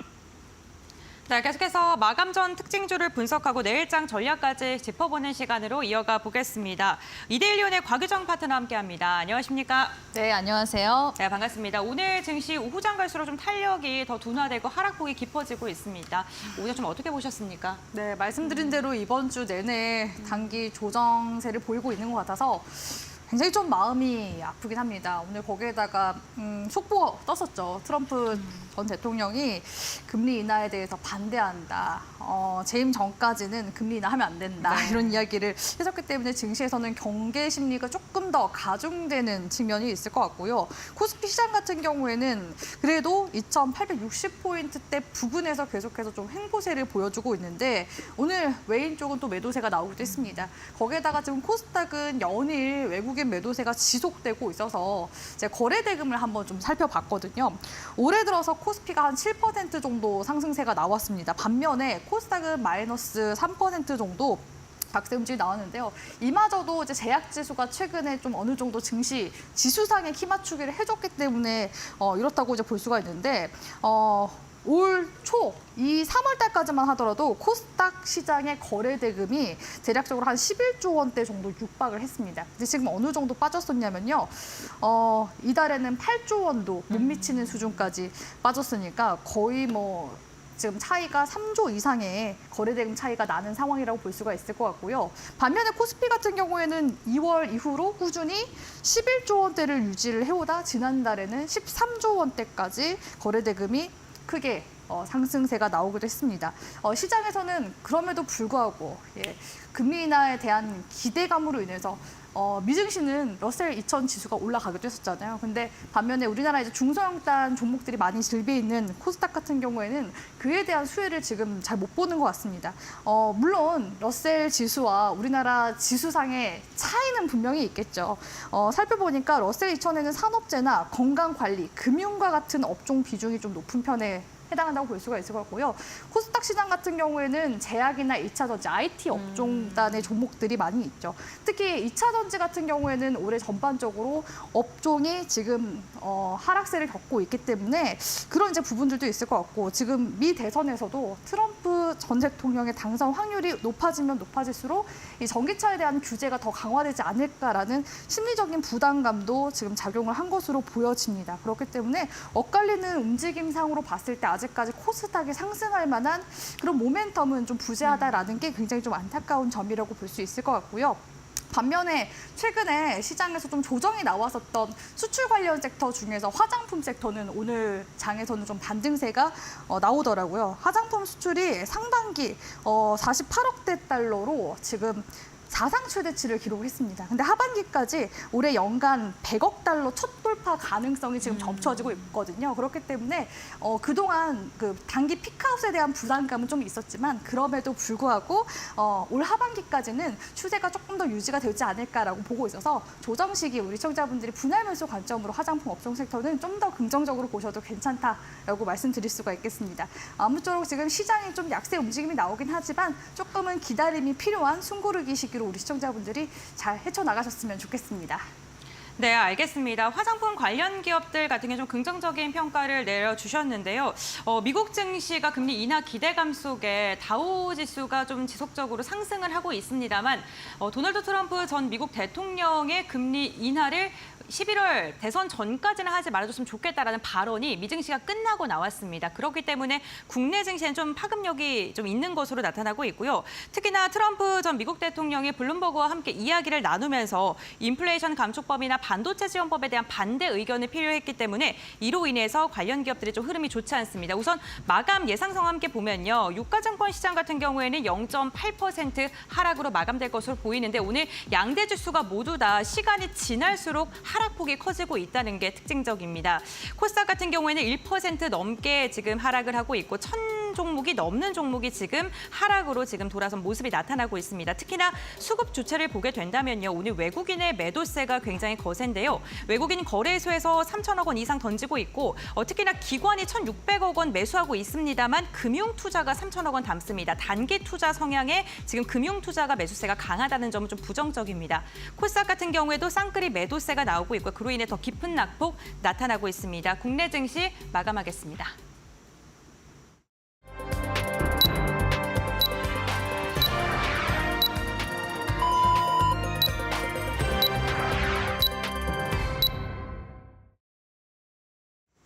네, 7월 17일 수요일장 모두 다 마무리가 됐습니다.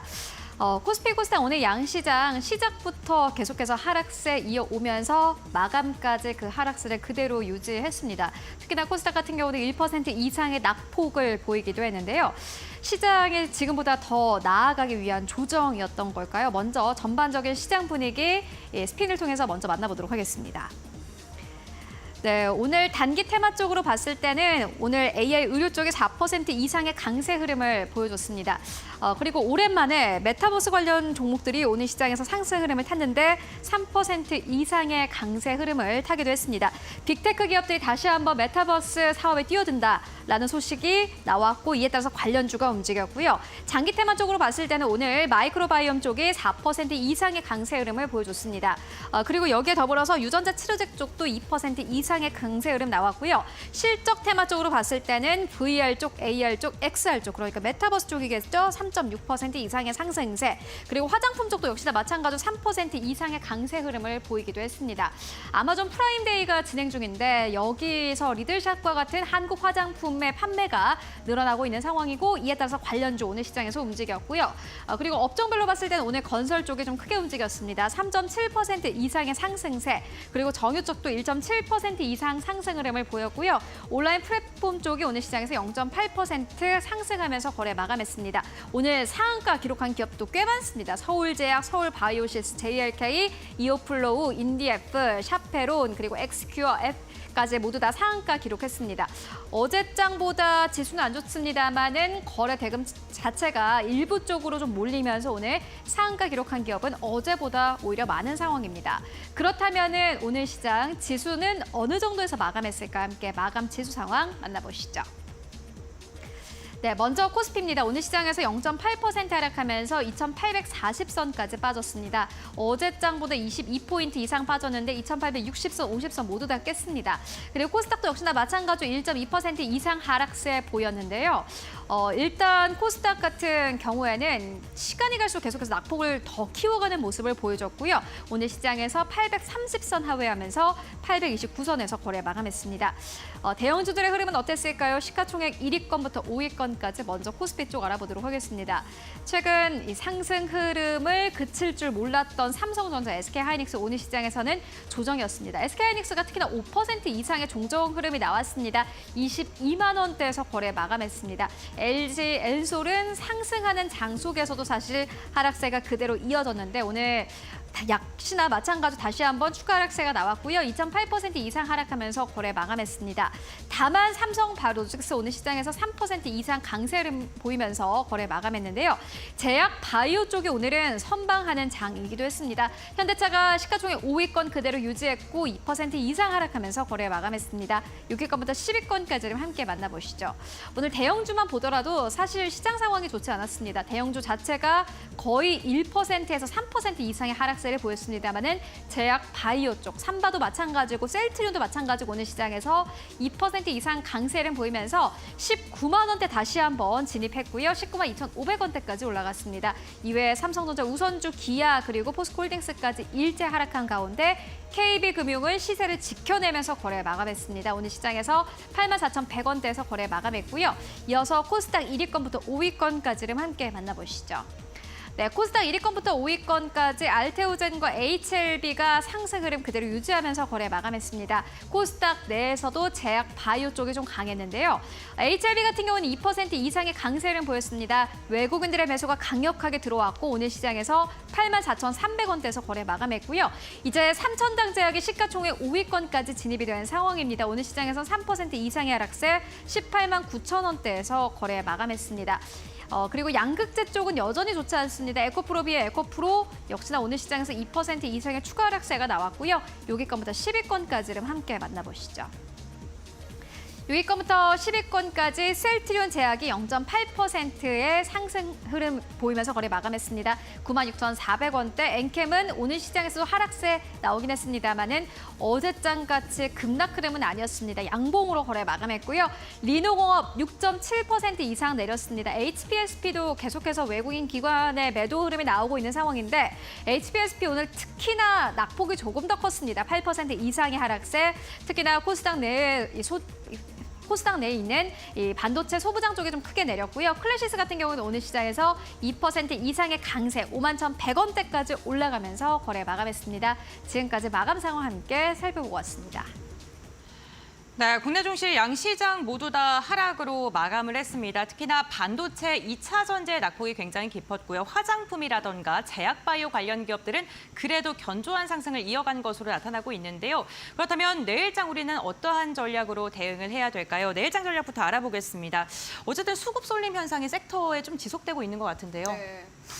일단 제가 최근에 네. 올라갔었던 그 섹터들을 보니까 반도체 섹터, 삼성전자 2분기 잠정 실적 나오는 주간이었죠. 반도체 섹터부터 시작해서 원전 관련 섹터는 일단 다음 주까지 조금 더 흐름을 네. 봐야 될 것 같은데 원전 쪽 반짝했다가 그다음에 지금 또 트럼프 관련해서 관련 종목들이 또 테마로 엮이면서 시장에 또 부각이 한 2, 3거래일 정도 지속이 됐던 것 같아요. 그다음에 오늘은 또 조선주들이 시장에서 좀 메인 섹터로 부각이 됐었던 것 같은데 계속해서 당분간은 이런 순환매 장세가 나오면서 제한적인 흐름이 나오지 않을까라고 보고 있습니다. 그래서 이번 주 당장은 시장이 좀 강하게 올라가기에는 아무래도 좀 모멘텀 자체가 부재하기 때문에 실적 장세는 우리가 또 긍정적인 모멘텀을 실적으로 볼 수 있지 않겠습니까? 그렇기 때문에 실적과 계속해서 이 수출 데이터를 우리 시청자분들이 지속적으로 좀 확인을 하시는 게 필요한 시기이지 않나라고 보고 있기 때문에 조금 당분간은 지지부진한 움직임 나오겠지만 순환매는 계속되고 있다. 이 부분만 우리 시청자분들이 잘 초점 맞추셔서 분할 매수 관점으로 시장 대응 잘 해보시길 바라겠습니다. 네, 지수 자체는 좀 상방이 막혀있는 답답한 흐름이 이어지고 있는 가운데 섹터별로 매기세가 좀 순환매 장세가 이어질 것이다라고 이야기해 주셨고요. 실적이 잘 나오는 기업들 봐야 된다라고 말씀해 주셨는데 그렇다면 내일장에 우리가 공략해볼 만한 종목 어떤 종목일까요? 일단 그동안 또 조정받았었던 섹터 중에서 오늘 화장품 섹터가 움직임이 나오는 걸로 봤을 때 실적 장세 또 다시 한 번 더 2분기 실적이 잘 나올 만한 섹터 화장품, 단연 화장품이 아닌가라고 보고 있기 때문에 오늘은 화장품 종목 중에서 중소형주에 해당하는 에이블 CNC를 가지고 왔습니다. 에이블 CNC는 로드샵 브랜드 중에서도 1세대 브랜드라고 볼 수가 있는데요. 네. 대표적으로 이제 미샤, 어퓨와 같은 브랜드를 들 수 있을 것 같습니다. 오늘 화장품 섹터 내에서 가장 또 높은 등락률을 보인 게 VT라고 볼 수가 있을 것 같은데요. VT가 최근에 다이소 화장품 중에서도 품절 대란 나서 이제 리들샷으로 굉장히 좀 유명했었는데 이 리들샷과 같이 함께 또 어깨를 나란히 하는 경쟁 상품이 이 에이블시에서 CNC의 브랜드 중 어퓨에서 만드는 더 퓨어 라인이 그러하다고 볼 수가 있겠습니다. 그래서 VT가 상승세가 나왔기 때문에 뒤따라가는 움직임이 에이블CNC에서도 이 다이소 품절품 대란 관련 종목으로 좀 부각이 되지 않을까라고 보고 있고요. 중요한 거는 최근에 중국 쪽에서도 계속해서 이 에이블CNC에서 만들고 있는 그러니까 미샤라는 브랜드의 비비크림이 엄청 큰 인기를 끌고 있습니다. 홍비비라는 이제 이름으로 홍비비요? 네. 지금 인기를 끌고 있다고 하는데요. 2030 여성들 사이에서 자연스럽게 이제 피부 표현을 해주기 때문에 비비크림이 굉장히 또 큰 인기를 끌고 있다고 하고 또 중국 최대 이커머스 플랫폼인 티몰에서도 재구매 순위가 벌써 한 2위까지 다시 올라왔다고 합니다. 아직까지는 중국 시장 화장품 우리가 수출 쪽 볼 때 무시할 만한 시장은 아닌 것 같습니다. 네. 많이 줄었다고는 하지만 올해 1월에서 5월 중국 화장품 수출액이 10억 달러를 기록을 했었거든요. 그 다음이 미국이 7억, 그 다음에 일본이 4억 순이라고 보시면 되겠습니다. 그렇기 때문에 우리가 하반기를 또 생각을 해보면 이 모멘텀을 또 중요하게 바라봐야 되잖아요. 하반기에 쇼핑데이가 굉장히 많습니다. 그래서 아마존부터 시작해서 뭐 블랙 프라이데이, 또 중국에서는 광군절 등등등 이런 부분들이 또다시 이제 3분기 쪽으로 계속 좀 옮겨가게 되면서 이슈가 먼저 선반영이 되면서 관련 이슈들 들어오게 될 가능성이 높기 때문에 우리 시청자분들이 지금부터라도 이런 화장품 섹터 또 이런 중소형단 종목군들 중에서도 이런 관련 중국 관련 모멘텀이 있는 종목들도 눈여겨보시는 게 좋을 것 같고요. 또 중요한 거는 이 기업의 최대 주주가 원래 이제 매각을 하려고 했었는데 네. 매각을 돌연 취소했습니다.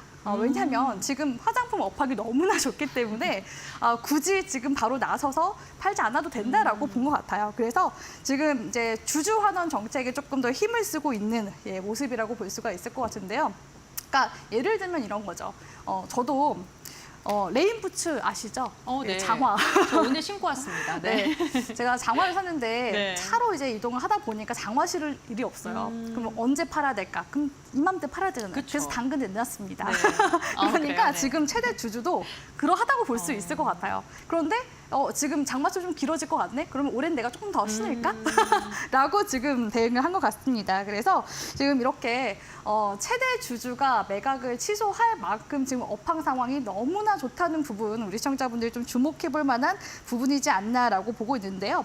일각에서는 지금 또 최대 주주 쪽에서 이렇게 또 그 고배당을 준다든지 주주 환원에 대해서 가치를 또 제고하는 부분들이 향후에 조금 더 기업 가치를 더 크게 키워서 매각을 다시 한번 더 추진하려고 하는 의도가 아니냐라는 식으로 해석을 하는 부분들도 있습니다.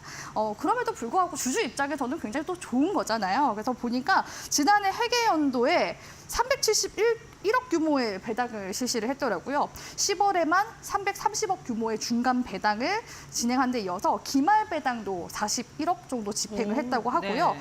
배당금이 지난해 거둔 순이익이 61억 원 정도거든요. 근데 순이익의 6배를 웃도는 수준으로 배당을 단행을 했다고 하니까 주주분들은 정말 파티하셔도 괜찮을 것 같습니다. 배당 성향만 하더라도 600% 정도에 달한다고 하니까요. 이런 이제 고배당 행보에 대해서도 계속해서 좀 긍정적으로 볼 수 있는 부분이 될 것 같습니다. 또한 올해도 계속해서 적극적인 배당 행보를 이어나갈 것으로 전망이 되고 있는데요. 분기 배당으로 주당 한 104원 정도를 집행하기로 결정했다고 하니까 그 부분들도 우리 ABCNC를 또 가지고 계신 주주분들 뿐만 아니라 또 신규 매수를 하시는 분들께 있어서도 또 긍정적인 모멘텀이 될 수 있는 부분이기 때문에 참고가 되실 만한 부분이라고 보고 있고요. 최근에는 시장에서 또 외인 기관 쪽에 또 관심을 받으려면 이런 또 밸류 프로그램에 또 얼마만큼 주주 환원을 하느냐 이런 부분들이 가장 중요하기 때문에 체크 포인트라고 볼 수가 있을 것 같습니다. 아무쪼록 지금 ABCNC가 선택과 집중을 지금 잘 해나가고 있는 중이라고 볼 수가 있을 것 같은데요. 코로나 팬데믹 때는 아무래도 업황 자체가 잠시 좀 죽을 수밖에 없는 그런 상황이었었는데 지금 9분기 연속으로 흑자 행진을 이어나가고 있습니다. 그렇기 때문에 올 이제 3, 4분기 하반기까지도 관련제 흑자 흐름이 연이어서 나올 것으로 기대가 되는 시점이기 때문에 ABCNC 주목해 보셨으면 좋겠고요.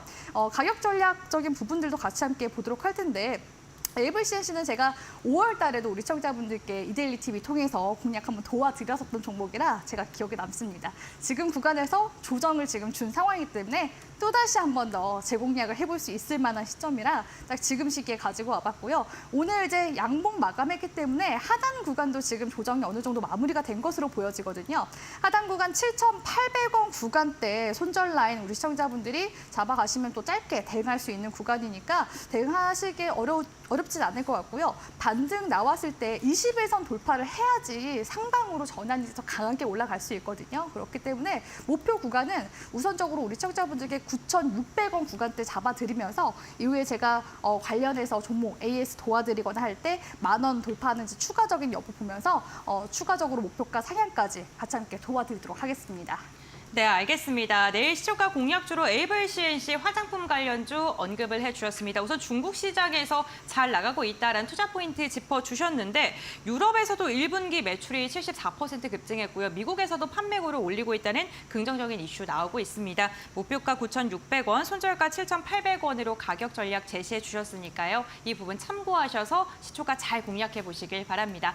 오늘 도움 말씀 주신 파트너님과는 여기서 마무리하겠습니다. 고맙습니다.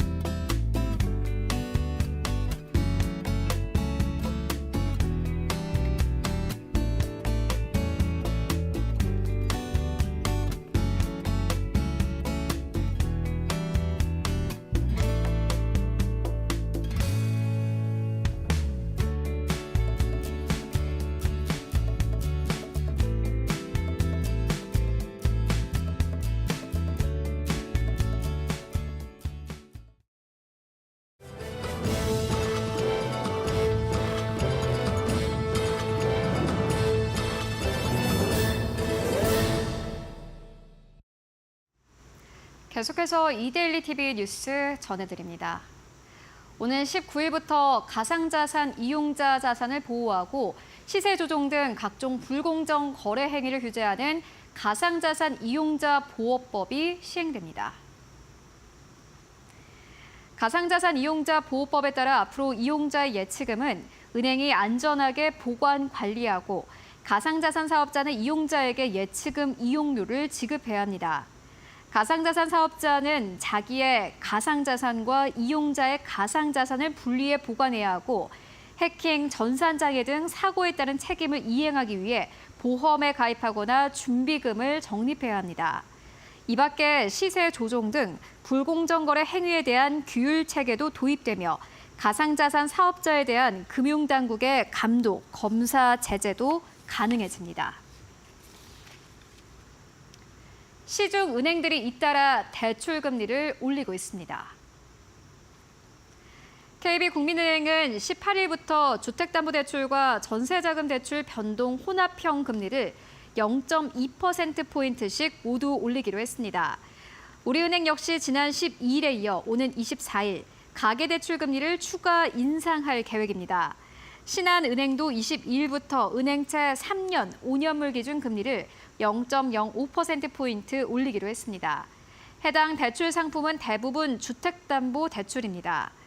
은행들이 이처럼 대출 금리를 높이는 것은 금융당국이 집값 상승과 맞물린 가계대출 증가세를 우려하며 은행권의 적극적인 관리를 압박하고 있기 때문이라는 분석이 나옵니다. 검찰이 SM 시세 조종 의혹을 받는 카카오 창업자 김범수 경영쇄신위원장에 대한 신병 확보에 나섰습니다. 서울 남부지검 금융조사 2부는 오늘 자본시장법 위반 혐의로 김 위원장에 대한 구속영장을 청구했다고 밝혔습니다.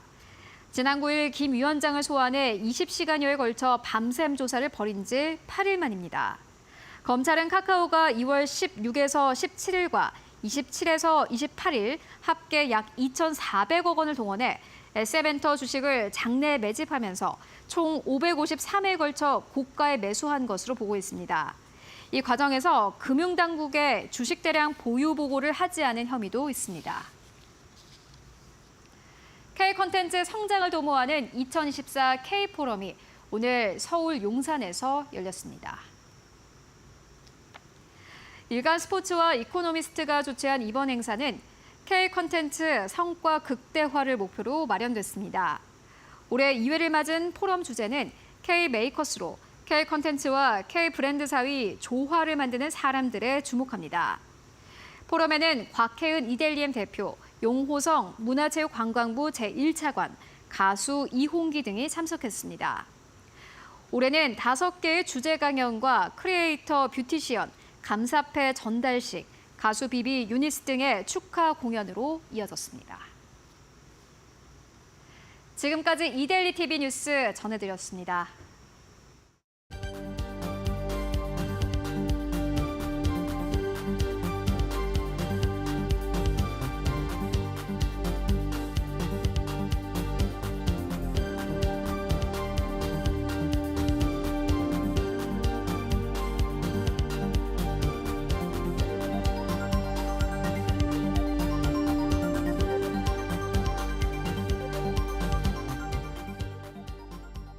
네, 오늘 저희가 준비한 소식은 여기까지입니다.